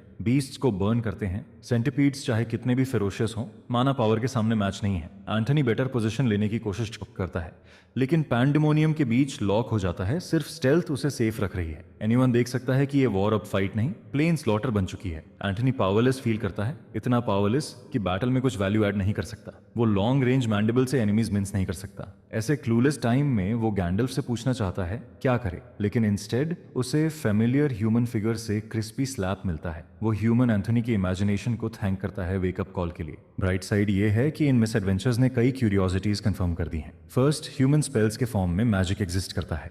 सेकंड, ह्यूमन सोसाइटी भी है। थर्ड, पावर गैप ह्यूज है एंड सेल्फ और ह्यूमंस के बीच मासिव डिफरेंस है। एक और गेम चेंजिंग लेसन मिला है। एट्रीब्यूट किंग है एचपी। स्टोन शार्ड्स और फायरबॉल से ब्लास्ट होकर उसका एचपी क्रिटिकल पॉइंट तक गिर जाता है। 15 एचपी पर आ जाता है जो प्रैक्टिकली हाफ है। कम से कम अब उसे पता है कॉम्बैट में कितना डैमेज होगा, लेकिन अब मिसिंग हिट पॉइंट्स रिजेनरेट करने होंगे। वो सोचता है शायद एचपी टाइम से रिकवर होगा या शायद मैन्युअली वंड्स हील करने होंगे, लेकिन वॉर ने गोल्डन अपॉर्चुनिटी दी है। ग्राउंड पर एंडलेस बीस्ट कॉर्प्सेस बफेट की तरह पड़े हैं, कुछ फ्लेम्स से कुक्ड भी हैं। अब लॉक इन करना है क्योंकि बायोमास का माउंटेन सामने है। एंथनी प्राइमल इंस्टिंक्ट पर एक्ट करता है, स्ट्रॉन्गर क्रीचर्स को इंजेस्ट करता है, हर सेकंड के साथ स्ट्रॉन्गर बनता है। बफेट के एक साइड से दूसरे तक पहुंचने में टाइम लगता है, लेकिन हार्वेस्ट बाउंटीफुल है। एंड में वो इतना फुल है कि मूव और ब्रीथ मुश्किल है। माइंड में वो किंग लेवल फीस्ट इमेजिन करता है जैसे गैंडल्फ ने इंटेंट किया हो, लेकिन रियलिटी टंग पर आते ही हिट करती है। सेंटीपीड मीट टेस्ट अबहॉरेंटली हॉरेंडस है। इतना डिस्गस्टिंग मीट कंज्यूम करने के बाद वो वॉमिट कर देता है। टेस्ट असाइड, बायोमास ज्यादा इंपॉर्टेंट है। फीस्ट अनलॉक करता है बेसिक प्रोफाइल ऑफ अंगुइस कोलिंद्रा। वो तुरंत ओपन करता है, लेकिन इन्फो यूजलेस है, बस स्ट्रॉन्ग क्लॉ और वेनमस टेल स्पाइक मेंशन है। बायोमास स्पेंड करने से पहले वो स्टैट्स चेक करता है। स्किल्स और स्टैट्स स्मूथली प्रोग्रेस कर रहे हैं। एचपी भी थोड़ा रिकवर हो रहा है। अब उसके पास 2 बायोमास पॉइंट्स हैं। होली बुक ऑफ पाथ कहता है सिस्टम सभी बीइंग्स को अपलिफ्ट करेगा, लेकिन United मॉर्टल kind he final destination पा सकती है। होम में प्लॉप होकर एंथनी फाइनली रिलैक्स करता है। ग्लोरियस गैंडाल्फ से पीसफुल डे प्रे करता है। उसके सामने 2 टास्क्स हैं। फर्स्ट, आइस को +3 म्यूटेट करना है जिसके लिए एक और बायोमास चाहिए। सेकंड, नेस्ट मूव करना होगा ताकि स्लिप अप ना हो। रेस्ट के बाद वो काम पे लग जाता है। नेस्ट से बाहर निकलते ही देखता है वॉर अभी भी रेजिंग है। परफेक्ट डे फिर से फ्लेम्स में चला गया, फिर भी काम खुद नहीं होगा। हिडन रहकर वो फायरी बैटलफील्ड से दूर क्रॉल करता है। स्टेल्थ में कैवर्न्स एक्सपर्टली ट्रैवर्स करता है। वो वंडर करता है ये सोल्जर्स इस कर्स्ड प्लेस में कर क्या रहे हैं। वो हर मॉन्स्टर को एराडिकेट करने की कोशिश कर रहे हैं। जब वो मिस्टिकल वाटर पूल तक पहुंचता है तो एंथनी देखता है कि ह्यूमन सोल्जर्स ने पूरा एरिया टेक ओवर कर लिया है। वाटर की सरफेस पर फैंसी टेक्नोलॉजी और फंकी क्रिस्टल्स तैरते हुए दिखते हैं, जिन्हें देखकर वो एक पल के लिए इनामर्ड हो जाता है। लेकिन फिर वो अपना हेड शेक करता है और खुद को रिमाइंड करता है कि अभी गेम पर फोकस करना है। सेफ्टी के कॉस्ट पर मैजिक को मार्वल करने का टाइम नहीं है। दिन बीतते जा रहे हैं और इस जगह से जिंदा निकलने का सपना और दूर होता जा रहा है। अभी की हालत में पूरी बटालियन के पास से स्नीक करना ओवर कॉन्फिडेंस होगा। नेस्ट में बुरो करना भी सेफ नहीं है क्योंकि रैड हो सकता है। रियलिस्टिकली एक ही वायबल ऑप्शन बचता है, लेकिन अपग्रेड्स के बिना वो चॉइस अर्ली डेथ में बदल जाएगी। शायद उसे एंड कोफिन भी न मिले। फिलहाल एक ही रास्ता है और वो है वापस स्पॉन पॉइंट जाना, क्रोका बीस्ट की लेयर में। एक आखिरी बार वो अपने नेस्ट को इमोशनल फेयरवेल देता है जिसने अब तक उसे सेफ रखा। अगर कुछ एंट ब्रोस साथ होते तो वो जगह रियल होम बन सकती थी। एंट ब्रोस की बात आते ही वो सोचता है शायद बर्थ नेस्ट ढूंढने का यही सही टाइम है। अगर कॉलोनी से रियूनाइट हो जाए और अपने काइंड के साथ मिल जाए तो ये लाइफ उतनी बुरी नहीं होगी। बीस्ट जिसने उसे बर्थ से पहले स्नैच किया था वो बहुत दूर नहीं गया होगा। अगर डिटेल सही याद हैं तो कॉलोनी स्पॉन पॉइंट के 3 बरोज में से किसी एक में होगी। अनसर्टेनिटी के बावजूद पॉजिटिव रहकर एंथनी आगे बढ़ता है। अल्टीमेट गोल है क्वीन और एंट ब्रोस को ढूंढना। शायद रियूनियन पर मदर को हक भी दे सके। पूल से दूर लाइट फॉलो करते हुए वो फुल स्पीड से मूव करता है। कैवन वॉल्स की वेन्स पहले से ब्राइटर और ज्यादा फ्रीक्वेंटली पल्सेट करती दिखती हैं। सीन ट्रूली पिक्यूलियर है। वेनी टनल के एंड पर पहुंचकर वो स्लो हो जाता है और आगे स्काउट करता है। उम्मीद करता है कि कोई थ्रेट बाउंस न करे। ओपन स्पेस चेक करने के बाद वो राहत की सांस लेता है। फिलहाल क्लियर है। ऑप्टिमल पाथ ढूंढने के लिए वो टनल सेंस एक्टिवेट करता है। मैपिंग उसे कर्स्ड सरफेस और नास्टी ह्यूमन आर्मीज से दूर ले जाएगी। कुछ मिनट्स बाद एंटेना करीब 100 मीटर्स दूर हवा में डिस्टिंक्ट चेंज फील करते हैं। वो उस डायरेक्शन पर हाइपर फोकस करता है, इतना कि वॉल से हेड टकरा जाता है। सिग्नल आगे है लेकिन 2 पाथ्स लीड कर सकती हैं। गैंडल्फ जैसे उसे कॉल करने को कह रहा हो। प्रिलिमिनरी स्कैन के बाद दोनों ऑप्शंस अनफेवरेबल लगते हैं। एक्यूरेसी के लिए वो एक्यूमुलेटेड बायोमास एंटेना अपग्रेड पर डंप कर देता है। आईसाइट अपग्रेड की तरह सीरिंग पेन आता है और वो जमीन पर रोल करता है। क्रूअल गैंडल्फ को कर्स करता है कि सर्वाइवल चांस बढ़ाने के लिए इतना सफर क्यों। रिफाइंड सेंस से कंफर्म होता है कि एक पाथ में फेंट लेकिन प्रॉमिसिंग सेंट है। जो ट्रेल इंस्टेंट डेथ जैसा नहीं लगता वही चूज करता है। डिलिब्रेशन के बाद वो पुश फॉरवर्ड करता है। मंत्रा है slow and steady wins the race. हाफे पहुंचते ही एंटेना स्प्रिंग अप करते हैं और बॉडी में इलेशन भर जाती है। उसे फेरोमोन की विफ फील होती है। एंट्स फेरोमोन ग्लैंड से ट्रेल छोड़ती हैं जिसे बाकी फॉलो करते हैं। शायद एंट ब्रोज उसे होम बुला रहे हैं, लेकिन अगर उसे पता होता आगे क्या है तो वो सेलिब्रेट नहीं करता। सिल्क ट्रैप्स की वेब्स बिछी हैं और कोई क्रीचर पेशेंटली वेट कर रहा है। एंटनी हवा की तरह मूव करता है, एक्साइटेड की कॉलोनी बीकन जला रही है, लेकिन हाफ वे खुद को चेक करता है। ओवर जेलस होने का कॉस्ट उसे याद है। एचपी अभी मैक्स नहीं है। अननोन पाथ पर आगे बढ़ता है, सेफर ट्रेल ढूंढने की उम्मीद में। टनल इरेगुलर हो जाता है, जिगजैग डायरेक्शंस में मुड़ता है। वाइब्रेशन स्ट्रांग होती जाती हैं। गट कहता है कुछ होने वाला है। आखिर बॉटल नेक आता है, मेसी नेटवर्क ऑफ पाथ्स में स्प्लिट होता है। डायरेक्शन ट्रैक करते करते डिजीनेस होने लगती है। थैंकफुली टनल सेंस लेवल 2 हो चुका है, जिससे अंडरग्राउंड डायरेक्शन मेंटेन करना आसान है। ये स्किल वाइंडिंग रोड्स नेविगेट करने का सबसे रिलायबल टूल है। सप्लीमेंट के लिए वो सिंपल सिंबल्स मार्क करने का प्लान करता है ताकि ट्रेवर्स्ड राउट्स याद रहें। फर्स्ट चॉइस टफेस्ट है, फिर भी right hand path snap pick करता है, लेकिन ये राउट उतना फॉर्चुनेट नहीं निकलता। क्लियरिंग में पहुंचते ही वो देखता है लिजर्ड टेल्स वाले रैट्स बोन्स नॉ कर रहे हैं। एंथनी तुरंत टर्न लेकर वापस भागता है। ब्रेथ कैच करते हुए नेक्स्ट मूव सोचता है। राइटमोस्ट रूट के एंट्रेंस पर सीलिंग पर सिंपल एक्स मार्क कर देता है, इंस्टेंट डेथ एम्फसाइज करने के लिए। नेक्स्ट टनल में इनिशियली सेफ फील होता है, ऑलमोस्ट प्लेजेंट।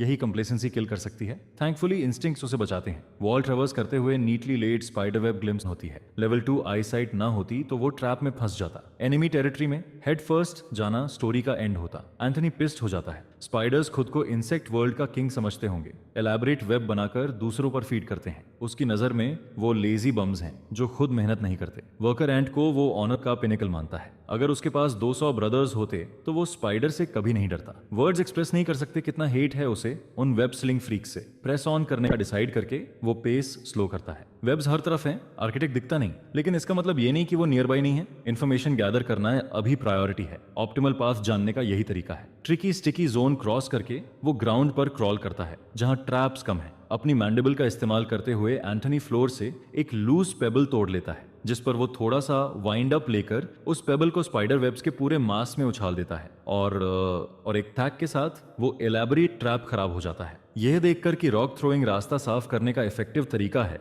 वो लगातार पेबल्स फ्लिंग करता रहता है। फिर वो एक और पेबल मैंडिबल में पकड़ता है और अपनी पिच पर काम करता है, जिस पर वो खुद को वेब्स में रॉक्स फेंकने वाला शो ओतानी समझने लगता है। जब वो इनफ वेब्स क्लियर कर देता है और एक रिलेटिवली सेफ पाथ बना लेता है, फिर वो आगे डैश करता है। उसे पता है कि इस डेथ ट्रैप का आर्किटेक्ट आसपास ही हाइड कर रहा है।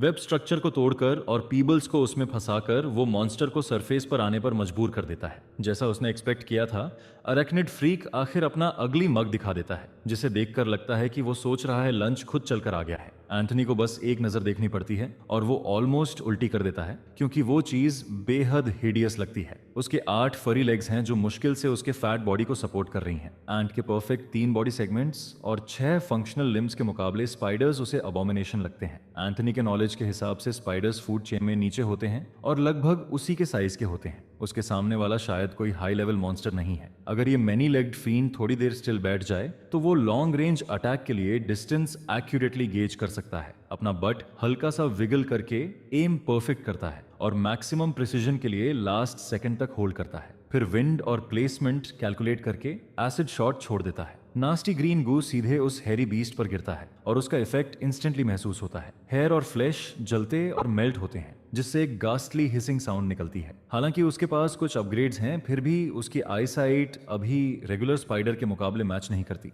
लकीली उसके पास स्टेल्थ है जो उसकी डिफिशिएंसी कवर करता है। फर्स्ट शॉट थोड़ा फंबल हो गया, इफेक्ट नास्टी था लेकिन वो सिर्फ स्पाइडर की एक लेग पे लगा। उस फर्स्ट असॉल्ट के बाद एंथनी क्वाइटली उस क्लूलेस स्पाइडर को फॉलो करता है जो शैडोज में खुद को सेफ समझ रहा है, लेकिन एंथनी की स्टॉकिंग स्किल्स टॉप नॉच है। स्टेल्थ की मदद से बेटर एंगल मिलते ही वो second acid shot full confidence के साथ फायर करता है। इस बार सब्सटेंस टारगेट को स्क्वायरली हिट करता है और हिसिंग साउंड और तेज हो जाती है क्योंकि स्पाइडर जिंदा ही मेल्ट हो रहा है। सॉल्ट और ऐड करने के लिए एंथनी स्टेल्थ डीएक्टिवेट करता है और स्पाइडर को डिलिबरेटली टॉन्ट करता है कि वो उसे चेस करे, क्योंकि यही तरीका है उसे उसके होम कोर्ट एडवांटेज से अलग करने का। डिस्पाइट सारी बातों के, एंथनी एडमिट करता है कि स्पाइडर के रैम्पेज के ख्याल से वो अपने कैरापेस के अंदर शिवर कर रहा है। फिर भी वो सेफ जोन तक पहुंच जाता है। अगर वर्स्ट केस हो जाए तो वो वुल्फ लिजर्ड पैक के पास सर्कल बैक कर सकता है, जिस पर स्पाइडर और वुल्व्स आपस में फाइट करें और वो साइड लाइन से देखें। परफेक्ट वर्ल्ड में डम dogs incoming many legged freak पर फोकस कर देंगे और वो स्लिप होकर सेफ्टी में चला जाएगा, जिसे one might say perfect crime कहा जा सकता है। लकीली उसे इतने अनकंट्रोलेबल वेरिएबल्स वाले प्लान पर डिपेंड नहीं करना पड़ता। इंजर्ड स्पाइडर भी उतना ही कॉशियस दिखता है जितना वो खुद है।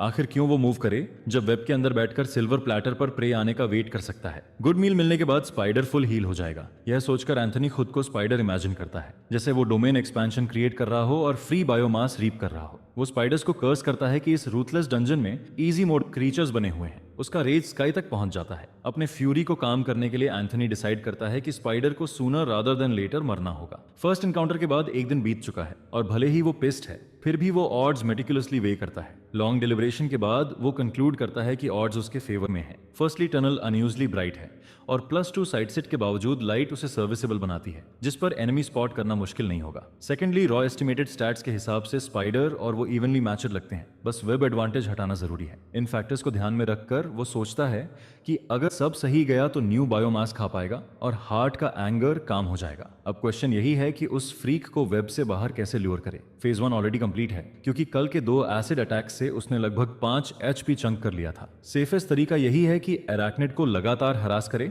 मल्टीपल एम्बुश करे जब तक एंथनी प्रिवेल न करे। आखिर पॉइजन फैंग्स का एक हिट उसे हॉट वाटर में डाल सकता है। एंटेना फॉरवर्ड, आईज ओपन और ब्रेन पूरी तरह हंट पर फोकस्ड है, जिस पर एंथनी आगे बढ़ता है। वो एक भी मिस्टेक अफोर्ड नहीं कर सकता। वेब रिडल्ड पाथ तक पहुंचने में ज्यादा टाइम नहीं लगता। वो हर इंच इन्वेस्टिगेट करता है। पहले आर्किटेक्ट का कोई साइन नहीं मिलता। लकीली उसे नियर बाय स्पाइडर एग्स का पाइल मिलता है। थोड़ा क्रूअल है लेकिन यही बेस्ट टूल हो सकता है उस इंसेक्ट को हाइडिंग से बाहर लाने के लिए। कल के पेबल्स की तरह वो एग्स वेब पर टॉस करना शुरू करता है। उम्मीद करता है कि स्पाइडर सोचे जूसी प्रे एंटैंगल्ड हो गया है। एंथनी लगातार टॉस करता रहता है जब तक उसका मॉर्टल एनिमी शो न हो जाए। लास्ट एग फेंकने के बाद वो नियर बाय रॉक के पीछे हाइड हो जाता है और एग्स पर क्लियर साइट लाइन रखता है। कुछ आवर्स गुजर जाते हैं लेकिन उस कावर्ड का कोई साइन नहीं मिलता। शायद पिछली बार के बाद वो चिकन बन गया है। श्योर होने के लिए वो एक पेबल उठाता है और स्टक एग्स के क्लम्प में फेंक देता है, लेकिन ओल्ड ट्रिक काम नहीं करती। तब वो प्लान के सेकंड फेज पर मूव करता है। ये फेज ब्रूट स्ट्रेंथ नहीं फिनेस मांगता है। वो छोटे लूज पेबल्स उठाता है जो वेब को शेक या ब्रेक न करें।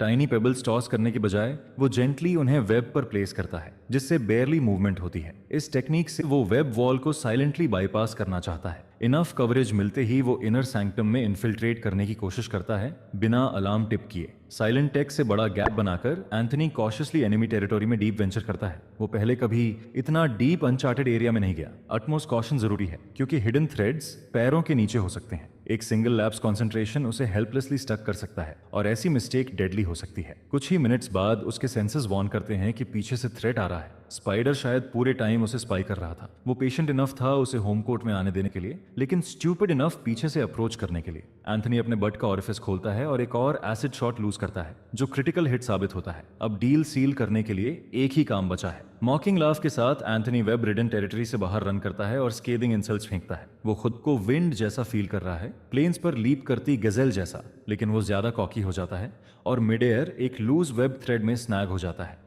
वो ट्रिप होकर फेस फर्स्ट जमीन पर गिर जाता है और खुद को कर्स करता है कि एक्टिंग लाइक एन एस क्यों किया। अब उसे लग रहा है कि शायद वो अपनी कॉलोनी से मिले बिना या एक भी फेलो एंट को देखे बिना ही मर जाएगा, जिस पर एंथनी जोर जोर से रोने लगता है। वो अभी बहुत छोटा है, 1 महीने का भी नहीं हुआ है और फिर भी यहाँ एंड होने वाला है। वो पूरे 1 मिनट तक सिसकता रहता है, लेकिन कुछ भी ग्रिम नहीं होता है। फिर उसे पता चलता है कि जिस लूज थ्रेड में वो फंसा था वो तो बड़ी आसानी से टूट गया। जब वो पीछे मुड़कर देखता है तो बिग बैड स्पाइडर जमीन पर उल्टा पड़ा होता है। उसका एब्डोमेन अभी भी एसिड शॉट से सिजलिंग कर रहा है। उसने इस अराक्निड फ्रीक को काफी ओवर एस्टिमेट कर लिया था। अपने प्रे को कंज्यूम करने के बाद उसे एक नया बायोमास सोर्स मिलता है, पुअर अरनाया। पता चलता है कि वो एक न्यूबॉर्न स्पाइडर मॉन्स्टर था। एंथनी खुद को बेबी किलर समझने लगता है और नाम उसे सूट भी करता है। उसे डर है कि इतना सा मीट खाकर शायद एक भी बायोमास पॉइंट न मिले। वो एडमिट करता है कि उसका रेज गलत डायरेक्शन में गया था। बस कुछ एसिड ब्लास्ट्स में ही स्पाइडर क्रोकेड कर गया। रिकवर करने का कोई मौका नहीं मिला और उसका हेल्थ पूल जल्दी 0 हो गया। किल से मिलने वाला एक्सपीरियंस भी ज्यादा हेफ्टी नहीं था, लेकिन सरप्राइज ये मिलता है कि नई स्पीसीज अनलॉक करने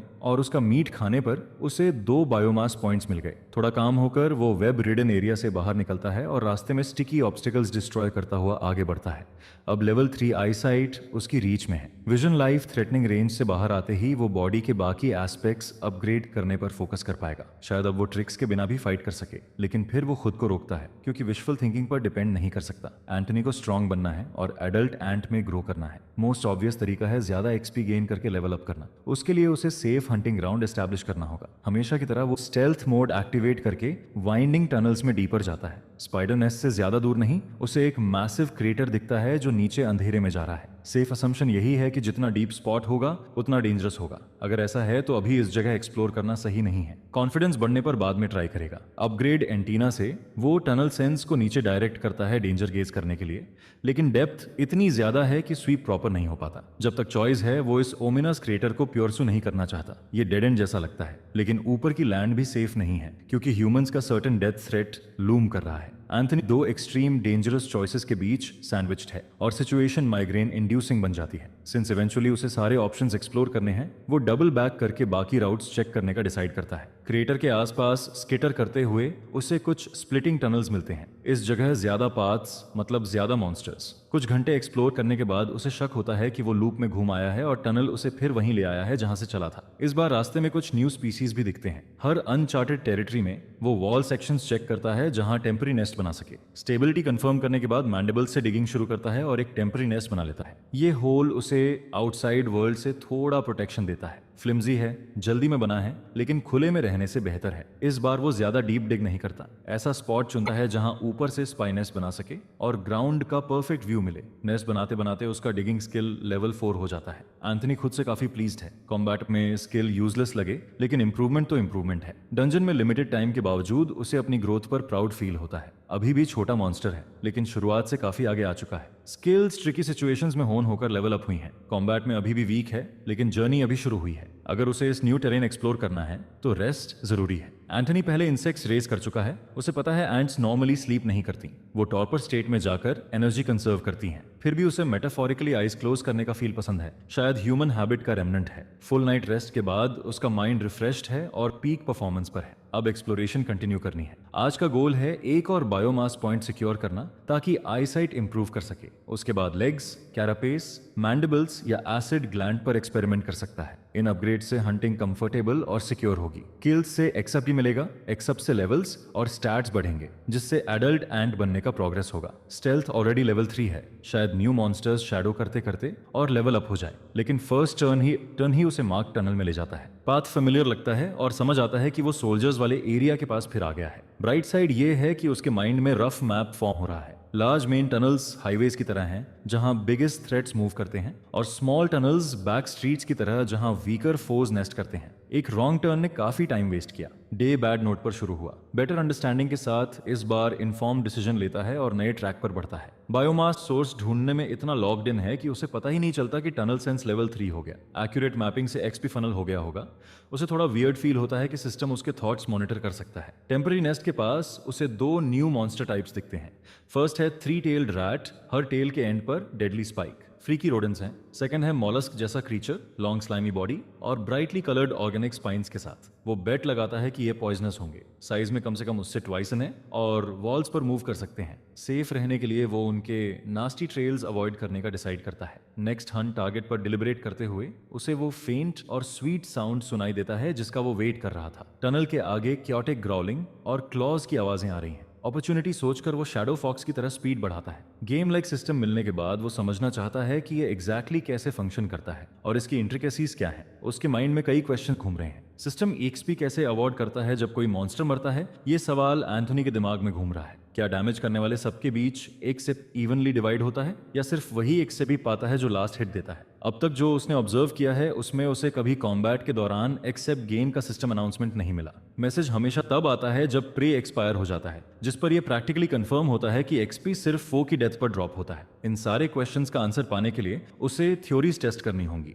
थैंकफुली एक परफेक्ट सीनरी सामने आ जाता है। जो कैओटिक साउंड्स उसने सुने थे वो क्रोक बीस्ट और सेंटिपेड आर्मी के बीच ऑन आउट वॉर के थे। गंधाल की शाइनिंग बियर्ड की कसम खाकर एंथनी मानता है कि उसे उन स्टूपिड सेंटिपीड से दिल की गहराई से नफरत है। सेंटिपीड्स क्राउड बनाकर खुद को ग्रेट समझते हैं, लेकिन क्रॉक बीस्ट भी फाइट दिए बिना डाउन नहीं होने वाला। वो ऑलरेडी कुछ नास्टी बास्टर्स को गिरा चुका है। रेप्टाइल हर ओपोनेंट को वॉच और रिस्पॉन्ड कर रहा है। उसके पास स्ट्रेंथ और स्पीड है मॉन्स्टर्स को रिप अपार्ट करने की, लेकिन सेंटिपीड्स बहुत स्लिपरी हैं। सीलिंग से फ्रंट रो सीट लेकर एंटनी खुश है कि मौका मिले तो इस फाइट में चिप इन करेगा, चाहे उसका बिजनेस हो या नहीं। जैसे ही एक सेंटिपीड शेक होकर स्लो होता है, क्रॉक बीस्ट लंच करता है, जिस पर उसी स्प्लिट सेकंड में एंथोनी भी पिच इन करने के लिए रेडी हो जाता है। रेप्टाइल के रिप करने से पहले ही वो thick acid shot critical hit के लिए छोड़ देता है। एसिड से मेल्ट होने का दर्द सेंटिपीड को डिसेबल कर देता है और वो क्रोका बीस्ट के लीथल बाइट के लिए इजी प्रे बन जाता है। रेप्टाइल डेथ ग्रिप पकड़कर हंग्री प्रेडेटर की तरह नहीं छोड़ता। बोल्ड स्ट्राइक करते हुए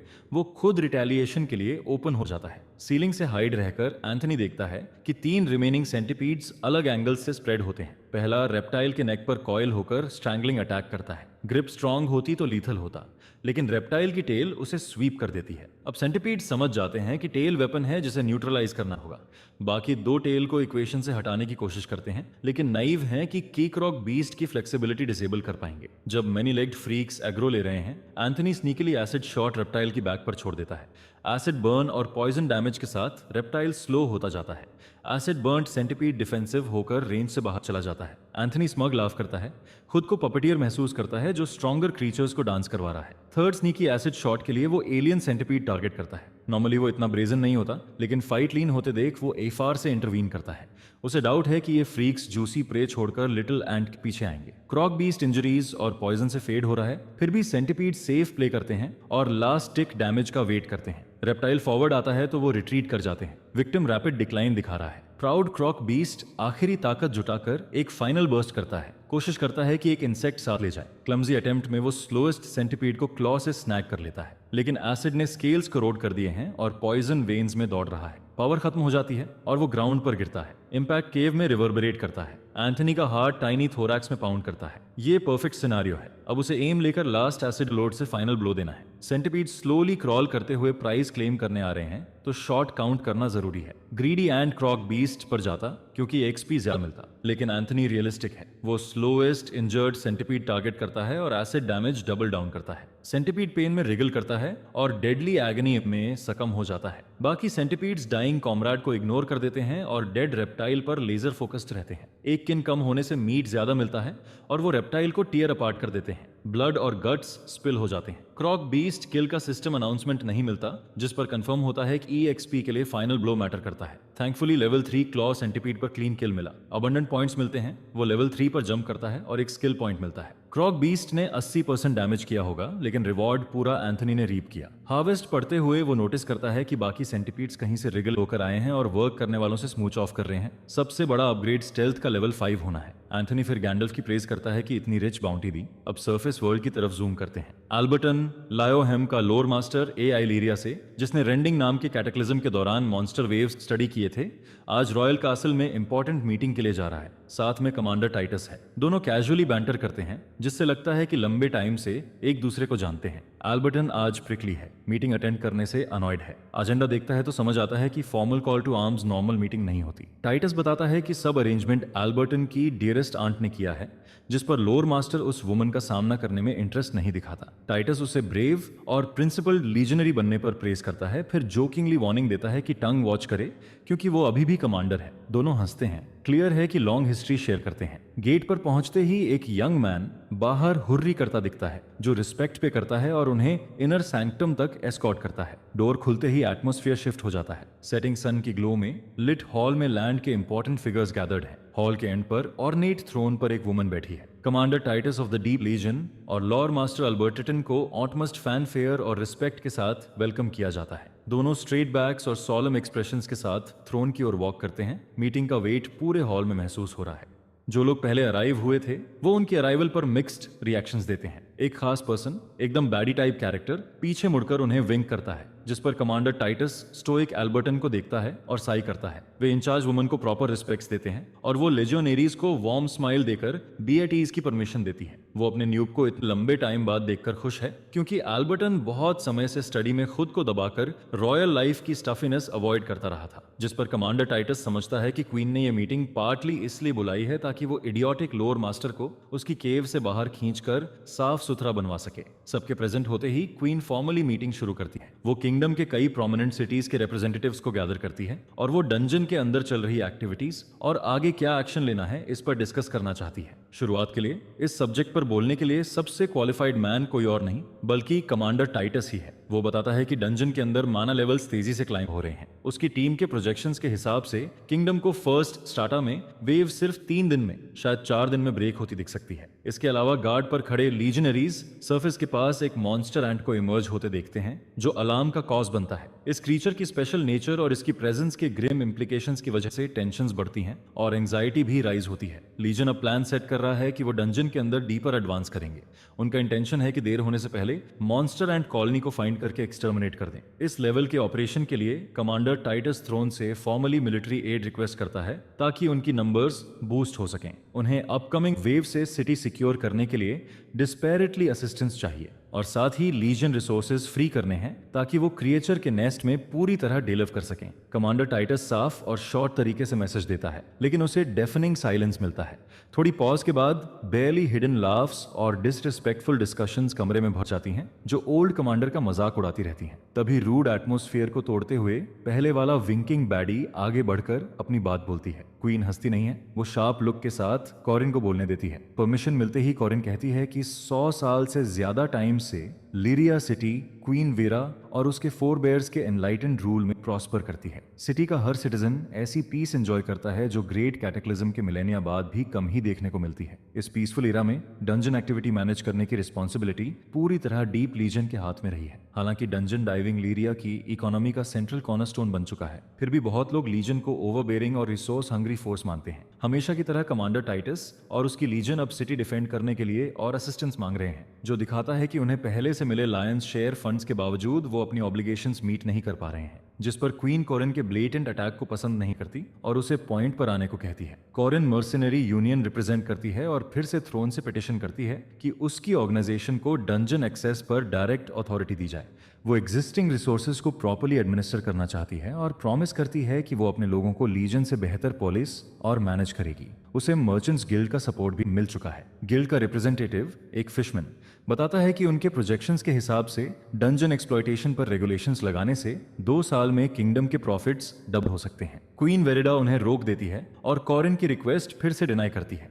उसे कॉरिन का एंट थ्रेट को डिसमिस करना बिल्कुल पसंद नहीं आता। क्वीन सबको हिस्ट्री लेसन्स याद करने को कहती है। जिस लैंड पर उनकी प्यारी सिटी बनी है वो कभी दूसरे प्रॉस्परस किंगडम की थी। करंट रूलर होने के नाते वो पिछले रूलर्स की गलती रिपीट नहीं करेगी जो डंजन को अंडर एस्टिमेट कर बैठे थे। वो सबको रिमाइंड कराती है कि डंजन कोई रिसोर्स या माइंड नहीं जिसे एक्सप्लॉइट किया जाए, वो एक थ्रेट है और हमेशा ऐसे ही ट्रीट होना चाहिए। इसलिए अटमोस्ट कॉशन जरूरी है। डीप लीजन ने ही सालों पहले इस लैंड को लिबरेट किया था, इसी कारण लीरिया के रूलर्स उन पर ट्रस्ट जारी रखते हैं। कॉरिन आर्ग्यू करती है कि इस लैंड और इसके लोगों की फ्यूचर प्रॉस्पेरिटी ज्यादा इंपॉर्टेंट है, ना कि एंशिएंट हिस्ट्री। वो मानती है डंजन को रिस्पेक्ट करना चाहिए, पर उससे फियर नहीं करना चाहिए। उसकी इग्नोरेंट बातों को इग्नोर करके क्वीन वेरिडा कमांडर टाइटस के प्रपोजल से अग्री करती है। वो वेव के ड्यूरेशन के लिए रॉयल गार्ड्स को लीजन के कमांड में देती है और अनाउंस करती है कि अपकमिंग टेरर के खिलाफ लिरिया डीप लीजन पर ट्रस्ट जारी रखेगा। जब उससे पूछा जाता है कि क्या वो वेव और एंट कॉलोनी हैंडल कर सकता है, टाइटस क्राउन को एश्योर करता है कि लीजन एम्मा अभी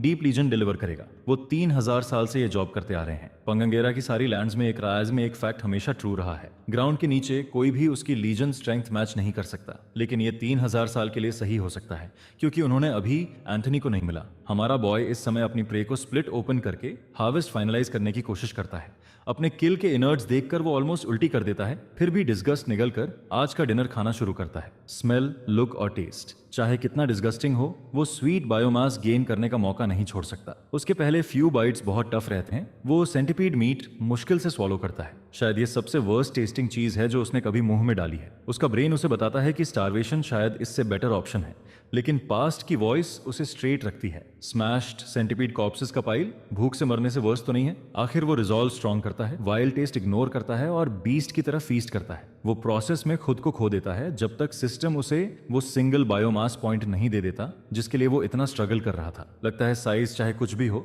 हर क्रीचर सिर्फ एक बायोमास कंटेन करता है। क्यूरियोसिटी में एंथनी अपने किलिंग सीन पर रुकता है और देखता है कि जो पार्ट्स इंजेस्ट नहीं हो सकते उनका क्या होता है। थोड़ी देर बाद हार्ड शेल्स, क्लॉज और फीट ब्राइट लाइट के साथ रेडिएट करने लगते हैं, जो उसे क्रीपी फील कराता है। लगता है लेफ्ट ओवर मटेरियल सीधे सॉइल में अब्सॉर्ब हो रहे हैं। अगर ऐसा है तो ये कैवर्न नेटवर्क हर जगह डेड मॉन्स्टर पीसेस अब्सॉर्ब करता रहता है, लेकिन किस लिए? ये एक और क्वेश्चन बनता है। जितना वो सीखता है उतने क्वेश्चंस और पॉपअप होते हैं। फिलहाल केव मिस्ट्रीज इग्नोर करके एंथनी मेन बिजनेस पर फोकस करता है। उसके पास अभी 3 बायोमास और 1 स्किल पॉइंट स्पेंड करने को है। अपग्रेड स्केर्स होने की वजह से वो इसे बोर्ड रूम डिसीजन की तरह लेता है। बायोमास के लिए उसकी नजर विजन को लेवल 3 तक इंप्रूव करने पर है। उसे एक सॉफ्टवेयर अपडेट डेस्परेटली चाहिए। फाइट से पहले थ्रेट्स असेस करने की उसकी पॉलिसी वही रहती है, इसलिए आइज अपग्रेड जरूरी है। बिना हेजिटेशन वो ट्रिगर पुल करता है और सारी बायोमास एनहांसमेंट पर स्पेंड कर देता है। वो खुद को ब्रेस करता है, लेकिन विजन अपग्रेड का सीयरिंग पेन कोई प्रिपेयर नहीं कर सकता। एंथोनी फ्लोर पर फ्रैंटिक होकर रोल करता है। एगनी पहले से ज्यादा वर्स है। पिछला अपग्रेड भी बुरा लगा था, पर ये पूरी तरह इनह्यूमेन लगता है। अगर वो फीलिंग डिस्क्राइब करे तो जैसे एंग्री बीज का पूरा स्वॉर्म उसकी आईबॉल्स को अपना बिगेस्ट ऑफेंस मानकर अटैक कर रहा है। इंटेंस इचिंग उसे टीयर्स तक ला देती है। थोड़ी देर बाद जब पेन काम होता है, तभी अवेलेबल स्किल पॉइंट स्पेंड करने का प्रॉम्प्ट सामने पॉपअप होता है और चूंकि वो पहले ही सबसे ज्यादा पेन फील कर रहा है, वो मेंटली यस बटन दबा देता है। अब स्टेल्थ लेवल 5 तक पहुंच गया है, इसलिए उसके पास एक नया अपग्रेड ऑप्शन अवेलेबल है। लगता है लेवल 5 स्किल्स को एक और स्किल पॉइंट देकर इंप्रूव्ड वर्जन में अपग्रेड किया जा सकता है। इतनी बार उसकी लाइफलाइन बन चुकी स्किल को सिलेक्ट ना करे तो वो इडियट होगा। स्टेल्थ 1 को एडवांस्ड स्टेल्थ में अपग्रेड करने से नोटिस अवॉइड करने की पैसिव एबिलिटी बढ़ती है और स्टिल रहने पर इसका इफेक्ट काफी ज्यादा स्ट्रांग होता है। अपनी स्टेटस विंडो देखकर वो लगभग खुशी के आंसू फील करता है। वो बहुत आगे आ गया है। उसे केव्स कॉन्कर करने और यहाँ के हर क्रीचर को अपनी पावर के आगे झुकाने का एनर्जी मिलती है, लेकिन शायद फ्यूचर में।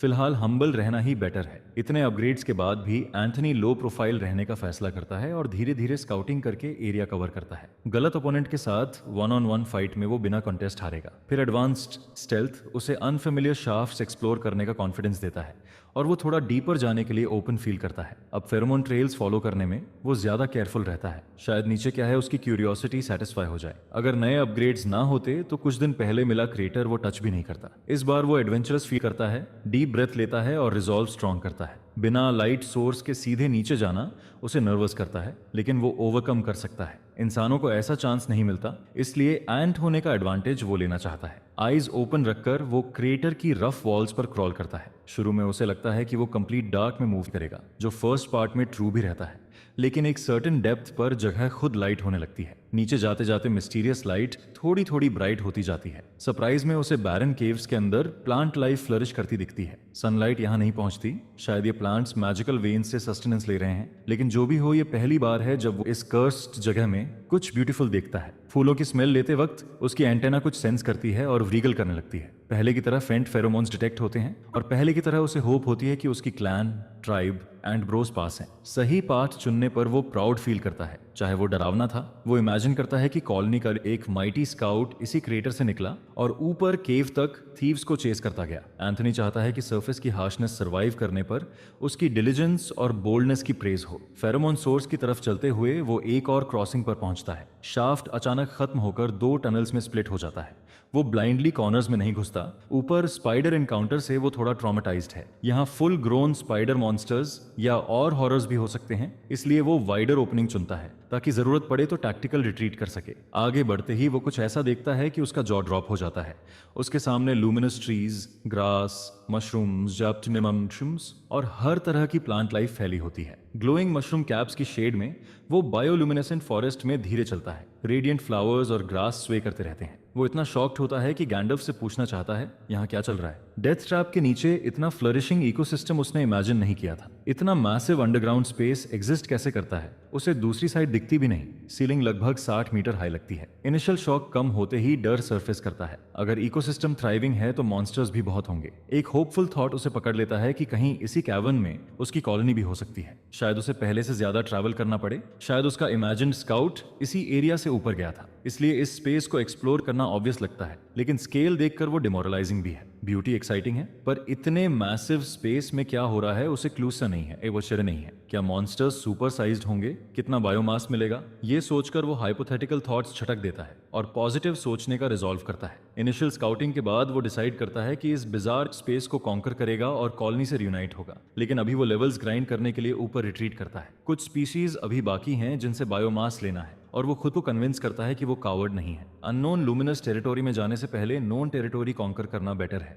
वो वाव करता है लेवल बढ़ाने और म्यूटेशंस गेन करने का। क्रेटर से बाहर आकर वो अपने टेम्परेरी नेस्ट में लौटता है जहां वो पिछले दिनों रह रहा था। अब टाइम प्रेशर उसे फील होता है। अगर उसका सस्पेक्शन सही है तो मेन टनल ह्यूमन सोल्जर्स वाले कैवर्न से कनेक्टेड है और जब वो नीचे आएंगे तो उसका एक्सीसी और बायोमास हार्वेस्ट खत्म हो जाएगा। उसे बिना इंटेल के सिर्फ क्रेटर में हंट करना पड़ेगा, इसलिए उसे फास्ट मूव करना होगा। अपग्रेड्स के बिना क्रेटर जर्नी उसकी क्विक डेथ बन सकती है। वो स्टेल्थ एक्टिवेट करता है और टाइम खत्म होने जैसा हंट शुरू करता है। गेन्स मैक्सिमाइज करने के लिए वो ऐसे क्रीचर्स टारगेट करता है जिन्हें उसने अभी कंज्यूम नहीं किया, ताकि गैंडल्फ के बोनस पॉइंट्स मिले। जायंट क्रॉक बीस्ट को अकेले हंट करना पॉसिबल नहीं। वो प्रैक्टिकली एपेक्स प्रेडेटर्स हैं। सबसे realistic target slimy slug creatures हैं। एंथनी स्टार्विंग रहकर पैटर्न स्टडी नहीं कर सकता, इसलिए वो विंगिट करने का डिसाइड करता है। एक स्लग दिखते ही वो उसे क्लोजली देखता है। वो और भी डिस्गस्टिंग लगता है। उसका बॉडी एंथनी से लगभग 2 गुना लंबा है। पीछे नाली स्पाइन्स के साथ लंबा स्लाइमी बॉडी है और जहां जाता है वहां थिक म्यूकस छोड़ता है। शायद यही सब्सटेंस उसके पाथ को ग्रीस कर स्पीड बढ़ाता है। बाकी वो सिर्फ गेस करता है। अब टाइम है उसे सरप्राइज एसिड ब्लास्ट देने का। ऊपर से वो परफेक्टली एम्ड ब्लास्ट स्लग के टेल एंड पर शूट करता है, लेकिन डिसअपॉइंटिंगली कुछ नहीं होता। क्रीचर केमिकल अटैक से इम्पर्वियस दिखता है। वो बस स्लाइड करता रहता है और अनअवेयर है कि उसका हंट हो रहा है। लगता है बॉडी की म्यूकस मेम्ब्रेन एसिड को यूजलेस बना देती है। अगर वो बाइटिंग वाला फिजिकल तरीका अपनाए तो उसके मैंडिबल्स शायद चिपक जाएंगे। इस चीज के सारे डिफेंसेस में इसे स्लाइम बैरियर ही यूज करना था, जो उसकी किट का परफेक्ट काउंटर है और सीधा डिस्गस्टिंग भी है। फिर भी एंथनी के पास एक और एडवांटेज है, ह्यूमन माइंड की क्रिएटिविटी और पावर। असल में जो ट्रिक वो सोचता है वो अर्थ की एंट्स भी कर सकती हैं, और यही ट्रिक वो स्पाइडर वेब्स पर यूज कर चुका था। रॉक को मैंडिबल्स से पकड़कर वो एम लेता है और स्लग के पीछे स्नीक करता है ताकि प्रेजेंस हाइड रहे। उसकी स्लो मूवमेंट की वजह से ये इजी है। क्लोज आते ही वो फुल फोर्स से रॉक फेंकता है, ये देखने के लिए कि स्लाइमी क्रीचर रिएक्ट करता है या नहीं, पर कोई रिएक्शन नहीं होता। शायद स्लग को पता भी नहीं कि वो पास है। फिर वो स्टेल्थ रिएक्टिवेट करता है और काम शुरू करता है। वो हर तरफ से रॉक्स लाकर स्लग के बॉडी पर मारता है ताकि डर्ट जमा होकर स्लाइम सोक करे। काफी रॉक्स जमा करने के बाद वो पॉज करता है कि रिएक्शन आए या नहीं। फिर एडवांस्ड स्टेल्थ के भरोसे खुद को स्लग के ऊपर पोजीशन करता है। उसका एसिड ट्रांसपेरेंट कलर में स्क्वर्ट होता है और स्लाइम उस व्हाइट स्टिंग को फील करता है। मेम्ब्रेन मेल्ट होने की हिसिंग साउंड आती है। उसका प्लान काम करता है। देखने में अजीब लगता है पर डैमेज सॉलिड देता है। सिजलिंग साउंड और बर्न्ड फ्लैश की स्मेल से उसे उल्टी जैसा फील होता है। तभी फ्री किल लगते ही स्लग उसकी तरफ रिगल करके मुड़ता है और अब एंथनी सोचता है कि ये स्लो मॉन्स्टर्स सर्वाइव कैसे करते हैं, क्योंकि ऊपर केव्स में प्लांट्स नहीं है, मतलब ये भी हंट करते हैं। वो हर पॉसिबिलिटी के लिए रेडी होकर डैश करता है और छिप जाता है। एसिड धीरे धीरे स्लाइमी फ्लैश जलाता है। स्लग कल्प्रिट ढूंढता हुआ ग्रोन करता है। प्रेजेंस डिटेक्ट करते ही वो अपना मॉ खोलकर शार्प फैंग्स दिखाता है और लाउड रोर करता है। जिसके साथ लॉन्ग रेंज अटैक एंथोनी की तरफ आता है। खुशकिस्मती से वो रॉक के पीछे हाइड है, इसलिए बच जाता है और सब्सटेंस स्टिकी एसिड जैसा लगता है। ये एसिड रॉक को पल में मेल्ट कर सकता है, जो उसके खुद के एसिड से कहीं स्ट्रांग है। उसे रियलाइज होता है कि वो डिफेंस में उलझकर भूल गया था कि स्लॉग ऑफेंस भी कर सकता है। अब रोने का टाइम नहीं है, एंट्स रो भी नहीं सकती, इसलिए उसे फाइट खत्म करनी है। प्रॉब्लम है उसके पास एसिड शॉट्स कम है। आमतौर पर वो 3-4 बार शूट कर सकता है और रीलोड टाइम पता नहीं। मली में मैंडिबल से अटैक करेगा तो तुरंत ओवरपावर होगा, इसलिए एसिड ही उसका मेन वेपन है और डिसाइसिव ब्लो देना होगा। वो सोचता है गैंडाल्फ ने उसे परफेक्ट काउंटर एनिमी से भिड़ा दिया, लेकिन जल्दी स्ट्रांग बनने की चाह में उसने रिस्क लिया। अभी वो सीलिंग से वॉल तक लो प्रोफाइल में मूव करता है। इस कावर्डली मूव से उसका ग्रिप लेवल 4 हो जाता है। वॉल्स और सीलिंग्स पर क्रॉल करना उसकी हैबिट है, फिर भी अभी लेवल बढ़ा है। स्लग उसका ट्रेल पकड़कर रॉकी वॉल्स चढ़ता है और स्लाइम बैरियर रीजनरेट होने लगता है। फैक्ट से लगता है ये मॉन्स्टर स्टिकी एसिड से एनिमी इमोबिलाइज करके पास आकर डिवॉर करता है। स्पीड में एंथोनी के पास एडवांटेज है, इसलिए वो नई स्ट्रैटेजी ट्राई करता है। पहले वो सीधा खड़ा होकर प्राउडली अपना बैक साइड स्लग की तरफ करता है और डांस करके उसे ल्योर करता है। 2 मीटर लंबा मॉन्स्टर स्लग समझ नहीं पाता कैसे रिएक्ट करे, फिर पेशेंस खत्म होते ही वो जॉज खोलकर स्टिकी एसिड ब्लास्ट करता है। यही एंथोनी चाहता था। ओपन माउथ परफेक्ट टारगेट है। उसका एसिड शॉट अंदर हिट करता है और पॉइजन इंजेस्ट होते ही एसिड शॉट लेवल 4 अपग्रेड हो जाता है। इतना परफेक्ट शॉट कि गैंडल्फ भी अप्रूव करे। स्लग माउथ से फोम छोड़ता है और पेन में तड़पता है। ग्रिप खोकर नीचे गिरता है और स्पाइन क्रश हो जाती है। प्लान फ्लॉलेस रहता है। एंथोनी डिस्टेंस बनाए रखता है क्योंकि फेटल डैमेज कंफर्म नहीं। सिस्टम विक्ट्री रिकॉग्नाइज करता है और लेवल 4 एल्सियोनियम स्लॉग से एक्सपर देता है। तब वो रिलैक्स करता है। स्लग लिम्प होकर 2 मीटर लंबे गंदे पाइल जैसा दिखता है। हंट खत्म होने के बाद मुश्किल हिस्सा आता है।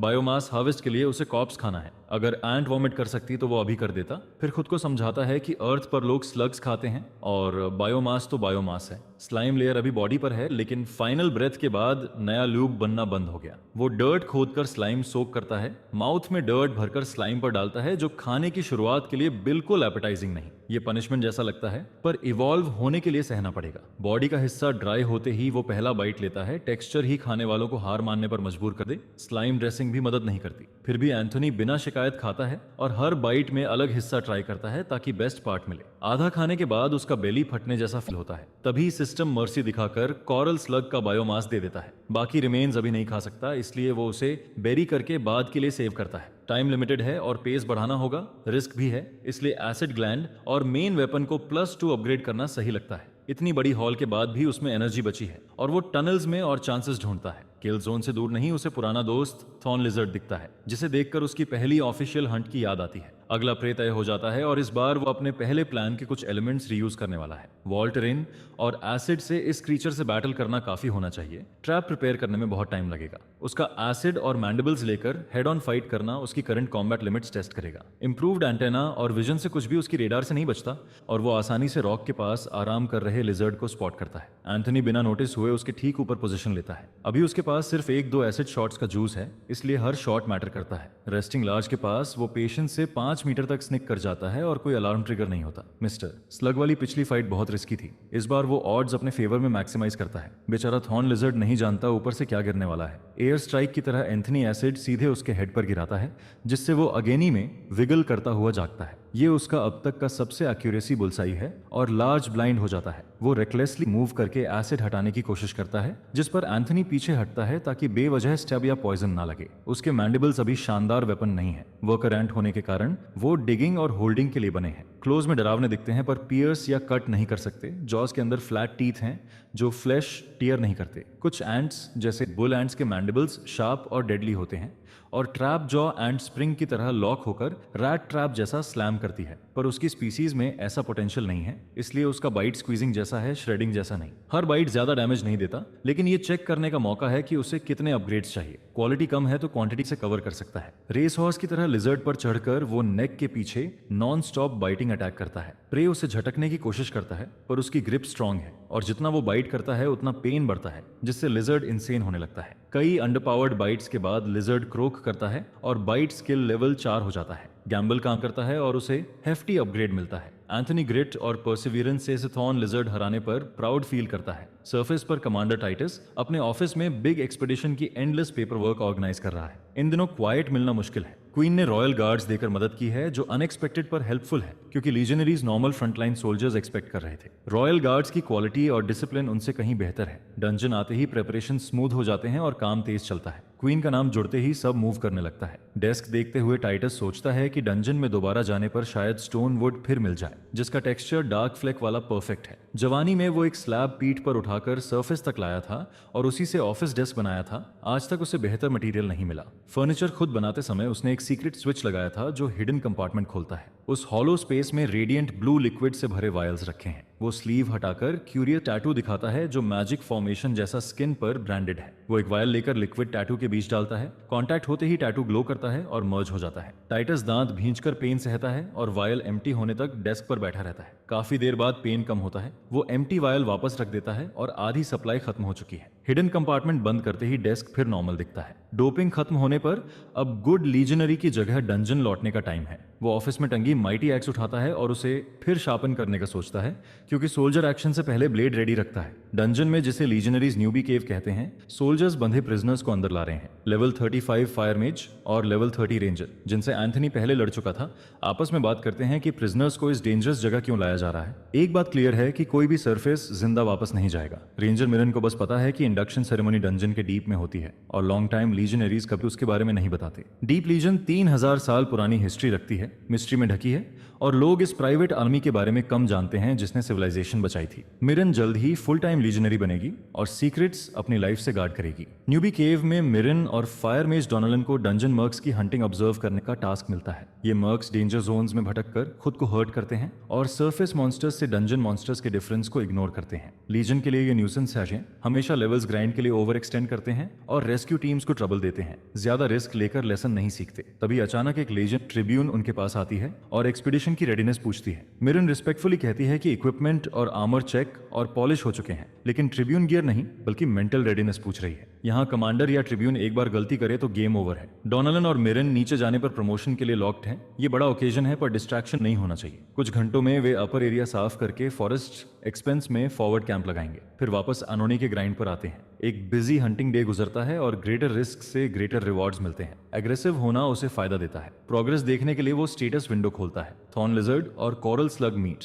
खाने के बाद उसके बैंक में 2 बायोमास पॉइंट्स मिलते हैं। फुल होने के बाद वो हंट जारी रखता है और एक और आइसोलेटेड कोरल स्लग मिल जाता है। एडवांटेजेस स्पॉट लेकर वो पहले वाली ट्रिक दोहराता है। पर्पल कोरल स्लग उसकी रेज बेटिंग टेक्निक से नहीं बचता। माउथ खोलते ही एंथनी उसका हॉट स्टिकी लिक्विड अंदर शूट करता है, जिससे इंस्टेंट क्रिटिकल हिट मिलता है। टाइमिंग थोड़ा गड़बड़ होता है और एसिडिक म्यूकस का कुछ हिस्सा उस पर भी स्प्रे हो जाता है, जो मॉन्स्टर ने प्रोजेक्ट किया था। उसके बॉडी पर स्टिकी गूप लगना ही काफी बुरा था, पर बर्न ने उसकी एचपी का 10 हिस्सा उड़ा दिया। उसकी बैक कैरापेस और थोरैक्स का हिस्सा आंशिक मेल्ट हो गया और अभी कुछ देर पहले फुल हेल्थ आने के बाद वो फिर रेड जोन में पहुंच गया। इतना सा बर्न भी उसकी 1/3 हेल्थ ले गया। अगर ज्यादा बॉडी कवर हो जाती तो ये लाइफ थ्रेटनिंग बन जाता। उसी पल वो कैरापेस अपग्रेड करने के बारे में सोचता है ताकि डिफेंस स्ट्रांग हो, लेकिन कई हाई प्रायोरिटी पार्ट्स भी अपग्रेड मांगते हैं। काफी सावधानी से लंबी एट्रिशन बैटल के बाद वो पर्पल कोरल स्लग को मार देता है। स्लॉग कंज्यूम करते ही उसकी एचपी काफी रीजेनरेट होती है और बार फिर ग्रीन हो जाता है। इस डिस्गस्टिंग मील के बाद वो लगभग परफेक्ट एंड जैसा रेस्टोर्ड फील करता है। अपग्रेड मेन्यू देखते ही कुछ बेसिक स्किल्स प्रायोरिटी में दिखती हैं, फिर भी वो अपने सबसे इफेक्टिव वेपन को इंप्रूव करने का चांस नहीं छोड़ता। अब एसिड शॉट को इंप्रूव्ड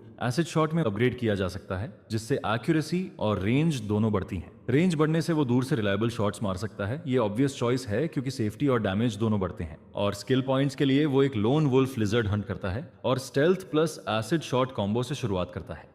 इस स्किल के बाद उसकी कई स्किल्स लेवल 4 के करीब आ जाती हैं और काश उसके पास पॉइंट्स होते तो सब अपग्रेड कर देता, क्योंकि एक स्पीक होना ट्रेजेडी होगा। अब ट्रिकी हिस्सा आता है स्केयर्स बायोमास मैनेज करना। वो आईसाइट को लेवल 4 तक बढ़ाना चाहता है क्योंकि सुपीरियर विजन उसे आइसोलेटेड प्रे डिटेक्ट करने और स्नीक अटैक से बचने में मदद करता है। सेंसेस का एडवांटेज खोया तो केरोक बीस्ट एम्बुश में फंस सकता है। विजन अच्छा है, लेकिन ज्यादा बायोमास फार्म करने के लिए कॉम्बैट इंप्रूव करना मतलब एसिड शॉट में सब इन्वेस्ट करना। उसके बाद एक एक्स्ट्रा बायोमास बचेगा जिसे लेग्स, कैरापेस या मैंडिबल्स में डाल सकता है। लेग्स +1 से मोबिलिटी बढ़ेगी, स्काउटिंग, रिट्रीट और फाइटिंग में हेल्प मिलेगी। मैंडिबल्स अभी अपीलिंग नहीं क्योंकि ज्यादा ज्यादा इन्वेस्टमेंट चाहिए। 2 वायबल पाथ्स हैं, +4 आईज या +3 एसिड ग्लैंड्स और +1 लेग्स। उसकी कॉशियस नेचर डिफेंसिव राउट चुनती है क्योंकि वो नए एनवायरनमेंट में जाने वाला है और हर एडवांटेज जरूरी है। काफी सोचने के बाद एंथनी 4 बायोमास देकर आईज अपग्रेड खरीदता है। पहले की तरह उसकी आंखों में अनबेरेबल पेन होता है। वो फ्लोर पर लौटता है और खुद को आंखें नोचने से रोकता है। आंखें आई होल्स के अंदर ग्रो और स्ट्रेच होती हैं और कैरापेस शेप बदलता है। वो गैंडल्फ से टॉर्चर रोकने की प्रार्थना करता है।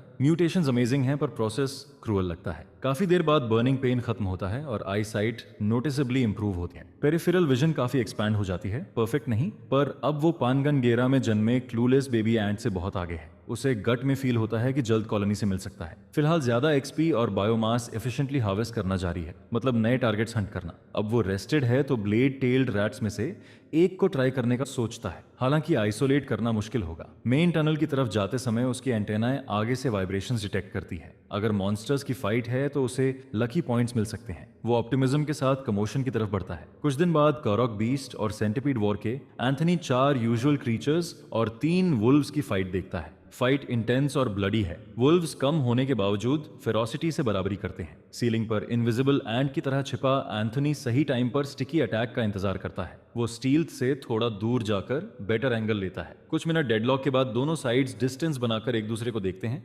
एक ट्विच पर फाइट फिर शुरू हो सकती है। दोनों साइड्स कैजियस हैं और एंथनी मौका लेकर एसिड शॉट फायर करता है। उसका टारगेट सेंटिपीड्स बनते हैं जिनसे उसका पुराना हिसाब है। स्प्रे लगते ही हाउंड्स एनिमी फॉर्मेशन के गैप का फायदा उठाते हैं और एक वुल्फ वुंडेड सेंटिपीड पर टूट पड़ता है। एलाई सपोर्ट कट जाता है और वुल्फ रैबिड एनिमल की तरह जंप करता है। सेंटिपेड जवाब में एसिड शॉट मारकर उसे इनबैलेंस करता है। कोई भी साइड ब्रेक नहीं देती। सेंटिपेड स्नेक अटैक से गैप बंद करना चाहता है पर हाउंड की स्पाइक्ड टेल रोक देती है। ऊपर से देखते हुए एंथनी इस सेवज फाइट से स्टन्ड हो जाता है और इमेजिन करता है कि अगर टेल लगती तो वो पैनकेक बन जाता। इंजर्ड सेंटिपीड रिलेंटलेस अटैक में गिरता है और खत्म हो जाता है। वुल्फ प्राउड दिखता है जैसे बग ने चैलेंज नहीं करना चाहिए था, पर फिनिशिंग ब्लो से पहले अनएक्सपेक्टेड होता है। एंथनी स्टेल्थ कवर में हाउंड पर एसिड बरसाता है। उसकी फर मेल्ट और फ्लैश बर्न होती है। ऑनरेबल नहीं है पर वो करता है क्योंकि सिंगल ब्लास्ट इतना बड़ा हाउंड खत्म नहीं कर सकता और सेंटिपीड्स भी तुरंत नहीं मरते। अब बैटल क्रिटिकल स्टेज में है। एक सेंटिपीड हटते ही फाइट इवन हो जाती है। इंसेक्ट्स हेजिटेंट हैं पर हाउंड्स मोमेंटम से आगे बढ़ते हैं। प्राउड केनाइंस को हम्बल करने के लिए एंथनी पैक लीडर हाउंड पर एसिड शॉट मारता है। अपग्रेडेड वेपन का पूरा इफेक्ट दिखता है। हाउंड स्टंबल होकर गिरता है और पेन में रोर करता है। सेंटिपीड्स मौका देखकर क्लॉज से पकड़कर उसे रेस्ट्रेन करते हैं और फैंग्स बेअसर हो जाते हैं। लंबे बॉडीज से वो एनिमी को कंस्ट्रिक्ट और क्रश करते हैं। हाउंड जितना छटपटाता है उतना ब्लड निकलता है और पॉइजन पूरे बॉडी में फैलता है। मौका रहते एंथनी सीलिंग छोड़कर आउटस्कर्ट्स की तरफ बढ़ जाता है। एक हाउंड गला घुटकर, दबकर और पॉइजन से मर रहा है, लेकिन बाकी डॉग्स कहीं दिख नहीं रहे। कानेज में एक पल की भी रुकावट नहीं है। सब अपने एनिमीज खत्म करने में बिजी हैं, जिस पर एंथनी आधे मरे सेंटिपीड के पास आराम से पहुंच जाता है। कुछ मैंडिबल चॉम्प्स के बाद ये मर ही जाएगा। वो लेवल 4 मैंडिबल की ताकत दिखाता है। एक बाइट में स्किन टूटती है और ब्लड स्पर्ट होता है। आखिरी हिट उसे और एक्सपी देता है और वो प्रे को ड्रैग करके दूर ले जाता है, जिस पर उसकी डायरेक्टली इन्फ्लुएंस की गई बैटल क्लाइमैक्स पर पहुंचती है। क्रॉलर्स हाउंड को मारने में लगे हैं। 3 बचे सेंटिपीड सर्वाइवल के लिए पूरी ताकत लगा रहे हैं। वो पॉइजन स्पाइक्स से बाकी हाउंड्स को दूर रखते हैं, लेकिन पॉइजन से कमजोर होने पर भी हाउंड की स्पाइक्ड टेल को अंडर एस्टिमेट नहीं किया जा सकता। वो इंसेक्ट्स को झटक कर केवर्न वॉलस से टकरा देता है और उन्हें स्टनड करके इमोबाइबल बना देता है। कई लेग्स और क्लॉज टूट जाते हैं। दोनों साइड्स बैडली इंजर्ड हैं और मुश्किल से फाइट कर पा रहे हैं। अब बस सर्कल कर रहे हैं और ओपनिंग का इंतजार है। अचानक जैसे हिडन स्टार्ट गन चलती है और दोनों मॉन्स्टर्स एक दूसरे पर लंग कर जाते हैं, लिपट कर कॉइल होते हैं। एंथनी साइड से क्वाइटली देखता है। ये काइजू बैटल जैसा लगता है। आखिर में ना सेंटिपीड ना हाउंड के पास ताकत बचती है। दोनों एक साथ गिर जाते हैं और कंप्लीटली डाउन हो जाते हैं। अब एंथनी ब्लडी आफ्टरमैथ में फ्रीली चलता है। सब क्रीचर्स मरने के कगार पर हैं और डिफेंड नहीं कर सकते। उनके लिए हॉरिबल, पर हमारे एंट बॉय के लिए क्रिसमस जैसा है। वो खुद को शाबाशी देता है कि स्ट्रॉन्ग मॉन्स्टर्स को मैंडिबल्स की पकड़ में नचाया, जैसे कॉन्सर्ट का मास्टर कंडक्टर हो। इतने लो हेल्थ वाले हेल्पलेस क्रीचर्स अनप्रेसिडेंटेड एक्सपी और बायोमास फार्म बन जाते हैं। लुप्स ड्रैकोकब्स लेवल 3 से 4 के हैं और क्लॉ सेंटिपीड्स लेवल 2 से 3 के। हर एक अलग एक्सपी देता है पर टोटल अब तक से ज्यादा होता है। उसका एक्सपी बार तेजी से भरता है और लेवल कैप पहुंचकर एवोल्यूशन मेन्यू अनलॉक हो जाता है। सिस्टम नोटिफिकेशन सुनकर वो कई घुटनों पर गिरकर गैंडाल्फ को प्रे करता है। लास्ट हिट्स देने के बाद अब डेड मीट खाने का टाइम है। वो हर कारकस से थोड़ा थोड़ा खाकर जूसी बायोमास स्लर्प करता है। तभी उसे एक आवाज सुनाई देती है जो लगातार लाउड हो रही है, और हार्वेस्ट मैक्सिमाइज करने के लिए वो ग्लटन की तरह खाता रहता है। उसे बुरा फील होता है कि आवाज उसी की तरफ आ रही है। लूपस ड्रेको कब का मीट खाते ही बोनस बायोमास मिलता है, क्योंकि ये नया क्रीचर है और बड़े होकर ये फियरसम वुल्फ ड्रैगन्स बनते हैं। वो 1 घंटा या 10 मिनट और रुकना चाहता है, लेकिन मार्चिंग स्टॉर्म्स पास आते जा रहे हैं। वो टेक आउट ले जाना चाहता है, पर उसका स्टमक पहले ही पूरे वुल्फ ड्रैगन जितना भर चुका है और फटने वाला है। तभी उसे एंट रिसर्च याद आती है। कुछ एंट्स के 2 स्टमक होते हैं। स्काउट्स और वर्कर्स हमेशा प्रे कॉलोनी नहीं लाते, वो सोशल स्टमक भरते हैं और नेस्ट लौट कर फूड रिगर्जिटेट करते हैं। ये घिनौना है पर प्रैक्टिकल है। कुछ वर्कर्स लिविंग स्टोरेज बनकर कॉलोनी के लिए स्वेल हो जाते हैं। उसका पर्सनल स्टमक भर चुका है तो वो सोशल स्टमक यूज करने का सोचता है। स्टॉम्पिंग इग्नोर करके वो दूसरी बार फीस्ट करता है ताकि और बायोमास जमा हो। डेड सेंटिपीड्स और हाउंड्स पूरी तरह खा जाता है। मैंडिबल्स से मीट और इनर्ट्स चॉम्प करता है। पूरी तरह फीस्ट में डूबा वो अचानक लैंप लाइट पास आती देख रियलिटी में लौटता है और तुरंत भागता है। ह्यूमंस पकड़ लेते तो सारी मेहनत बेकार थी। दोनों स्टमक भरे होने से बॉडी भारी है और एस्केप स्लो हो रहा है। वॉल एज पर पहुंचकर वो लिम्स लिमिट तक पुश करता है, ग्रिप लगाकर क्लाइम करता है। डर से पीछे नहीं देखता, पर सोल्जर्स क्रीचर्स के रिमेन्स फाड़ते सुनता है। उसका नेस्ट सिर्फ 10 मीटर दूर है और वो उम्मीद करता है पहले पहुंच जाए। नीचे ह्यूमंस दिखने लगते हैं और उनकी प्रेजेंस से और मॉन्स्टर्स बाहर आकर रेजिस्ट करते हैं। क्लॉ सेंटिपीड्स और वुल्फ ड्रैगन्स पावरफुल हैं, पर कोऑर्डिनेटेड ह्यूमन अटैक्स के सामने नहीं टिकते। ब्लेड्स, मैजिक और एरोज अनकंट्रोल्ड सैवेजरी से ज्यादा स्ट्रांग है। एंटनी स्टेल्थ एक्टिवेट करके तेजी से वॉल चढ़ता है। स्पेल्स कास्ट होने की आवाज, एरोज की सीटी और सोर्ड स्विंग कैवन में गूंजती हैं। पूरा वन साइडेड स्लॉटर फेस्ट चलता है। खुशकिस्मती से वो बिना स्पॉट हुए टनल पहुंचता है। मेन एंट्रेंस से नहीं जा सकता, इसलिए डर्ट वॉल का एस्केप रूट यूज करता है, पर बॉडी मोटी होने से छोटा होल फिट नहीं आता। वो जोर लगाता है पर फंस जाता है। बहुत कोशिश के बाद निकलता है और फेस प्लांट हो जाता है। अब बायोमास स्पेंड कर क्रेटर उतरने का टाइम है। 4 बायोमास देकर एसिड ग्लैंड्स +3 और लेग्स +1 अपग्रेड करता है। विजन अपग्रेड की तरह एसिड ग्लैंड अपग्रेड भी बर्निंग डायरिया जैसा दर्द देता है। सेंसेशन हॉरिबल है पर रुक नहीं सकता। एक्स्ट्रा वेट के साथ हर स्टेप संभाल कर रखना है। उम्मीद है लेग्स अपग्रेड उसे संभालेगा। डार्क क्रेटर का रास्ता डेंजरस है और कई क्लोज कॉल्स होते हैं। ग्रिप और लेग्स मुश्किल से वॉल्स पकड़ते हैं। आधे रास्ते पर मैसिव एक्सप्लोजन डंजन हिला देता है और डेब्री गिरता है। ह्यूमंस ने नियर बाय डर्ट वॉल उड़ा दी होगी और अब क्रेटर ढूंढ लेंगे। अर्जेंसी में वो कॉश छोड़कर तेज नीचे भागता है, क्योंकि ब्लास्ट्स के पास रहना मौत है। ह्यूमंस नीचे आएंगे और उसके पास एक ही काम का टाइम है। वो बिना मेजर इंसिडेंट बॉटम पहुंचता है, एग्जॉस्टेड पर सेफ। सिस्टम खोलकर इवोल्यूशन मेन्यू एक्सेस करता है। सिस्टम उसे कंग्रेचुलेट करके पाथ चूज करने को कहता है। वो मैच्योर वर्कर एंट बनकर फॉर्मिका ही रह सकता है या मॉन्स्टर कोर कंडेंस कर सकता है। मैच्योर वर्कर एंट बनने से स्टैट्स बढ़ेंगे और लिनियर स्किल्स मिलेंगी, जबकि मॉन्स्टर कोर से एमपी और कस्टम इवोल्यूशन मिलेगा, यानी मैजिक की दुनिया खुलेगी। सर्वाइवल के लिए पहला बेहतर है, पर दूसरा उसे ज्यादा अट्रैक्ट करता है और वो रिस्की पाथ चुन लेता है। एंथनी पता नहीं कितनी देर के लिए ब्लैकआउट हो गया था। वो धीरे धीरे आंखें खोलता है और सबसे पहले अपने थोरेक्स के अंदर उबलती हीट की बॉल महसूस करता है।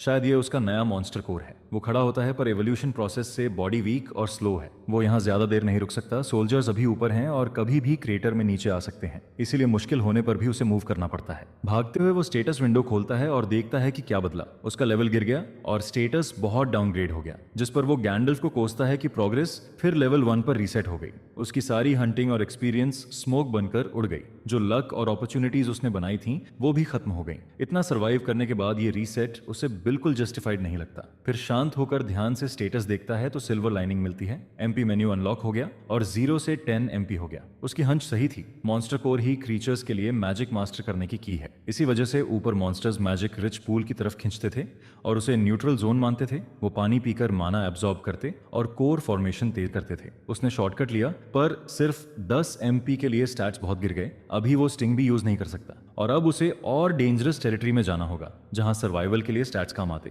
वो एमपी से लीव्स मैनिपुलेट करने की कोशिश करता है, पर कुछ नहीं होता। अगर चॉइस गलत हुई तो क्या करे समझ नहीं। पर मैजिक और माना का लूअर बहुत स्ट्रांग है, इसलिए उसे अपने डिसीजन के साथ जीना होगा। शायद यही पाथ उसे उन मॉन्स्टर्स से लड़ने देगा जिनसे वो भागता था। अब अनइवॉल्व्ड होने से वो जल्दी लेवल्स और स्किल पॉइंट्स गेन कर सकता है। वो स्किल्स मेन्यू देखने से बचता है ताकि माना शेपिंग या स्पेल चांटिंग का टेम्पटेशन ना आए। फिलहाल अननोन अंडरग्राउंड फ्लोर एक्सप्लोर करना है। सीलिंग लगभग 60 से 70 मीटर हाई दिखती है और वो इतना ऊपर क्लाइम नहीं करेगा क्योंकि स्लिप हुआ तो सीधी मौत है। प्लस 4 विजन के बाद भी वॉल का एंड साफ नहीं दिखता। इंसानों जैसी आईज नहीं बल्कि कॉम्पाउंड आईज हैं, मतलब एक जगह फोकस नहीं बल्कि कई डायरेक्शंस में एक साथ देखता है, पर डिटेल कम है। ये याद कर उसे विजन में इन्वेस्ट करने का डिसीजन सही लगता है और वो म्यूटेशन +5 तक बढ़ाता है। वो गैंडल्फ से हिंट मांगता है कि एक्सट्रीम म्यूटेशन पर क्या होगा, पर कोई जवाब नहीं आता, जैसे सिर्फ शोल्डर श्रग मिला हो। अनफेमिलियर एरिया में थोड़ी एडवाइस काम आती पर कुछ नहीं मिलता। उसके सामने का सीन एलियन प्लैनेट जैसा है और कंफर्म करता है कि वो दूसरी दुनिया में है। उसका एडवेंचरस नेचर जागता है और वो ग्रासलैंड्स में फ्रीली घूमता है। बच्चे की तरह हर चीज फॉलो करता है। एक मशरूम देखकर बाइट करता है पर तुरंत थूक देता है। सिर्फ माउथ में डालने से ही एचपी कम हो जाती है और बाइट मार्क से एसिडिक एसैप निकलता है। उसे समझ आता है कि यहाँ रैंडम चीजें छूना या काटना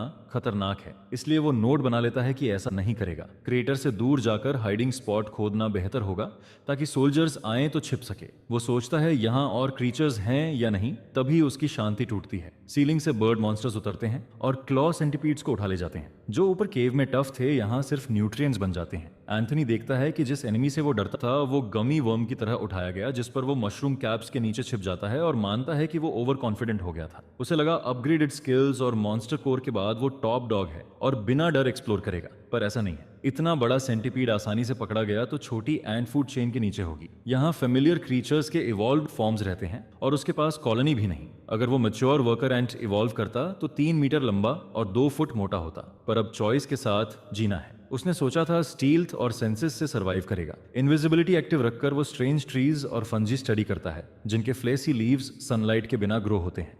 जब तक श्योर नहीं कि ये एंट ट्रैप्स नहीं है वो टच नहीं करता। तबीयत दूर डिस्टर्बेंस होता है और इस बार वो छिपता नहीं बल्कि इंटेल गदर करने निकलता है। पैंथर की तरह लो पोस्चर में फॉरेस्ट क्रॉस करता है। आईज और एंटेना मिलकर लोकेशन पिन पॉइंट करते हैं। एडवांस्ड स्टील्थ यूज करते करते लेवल अप हो जाता है। एडवांस्ड स्किल्स को अपग्रेड में ज्यादा यूज चाहिए, पर टाइमिंग परफेक्ट है। आगे उसे वही मिलता है जो वो ढूंढ रहा था, एक क्रॉक बीस्ट, और वो भी हेविली इंजर्ड। अच्छा है ये इवॉल्व्ड नहीं और बॉडी की मैसिव वूंड एनर्जी ड्रेन कर रही है। उसे देखते ही एंथनी डर जाता है क्योंकि रीइंकार्नेशन के बाद पहला मॉन्स्टर यही था जिसने एक एंट को जिंदा खाया था और वो मेमोरी ट्रॉमेटाइजिंग थी। फिर भी मौका गोल्डन है। आसपास कोई क्रीचर नहीं और क्रॉक धीरे फेड हो रहा है। वो डर छोड़कर बोनस बायोमास लेने का फैसला करता है। फोलिज से जंप करके माइड एयर बॉडी घुमाता है और एम लगाकर ओपन वुंड पर एसिड शॉट मारता है जो वीक स्पॉट है। क्रॉक बीस्ट दर्द से स्नाल्स करता है क्योंकि कोरोसिव एसिड उसके घाव में फैलता है। ज्यादातर एसिड वुंड के अंदर घुसकर उसके अंदरूनी हिस्से जला देता है। नेचुरली वो फ्यूरियस हो जाता है कि एक छोटी एंट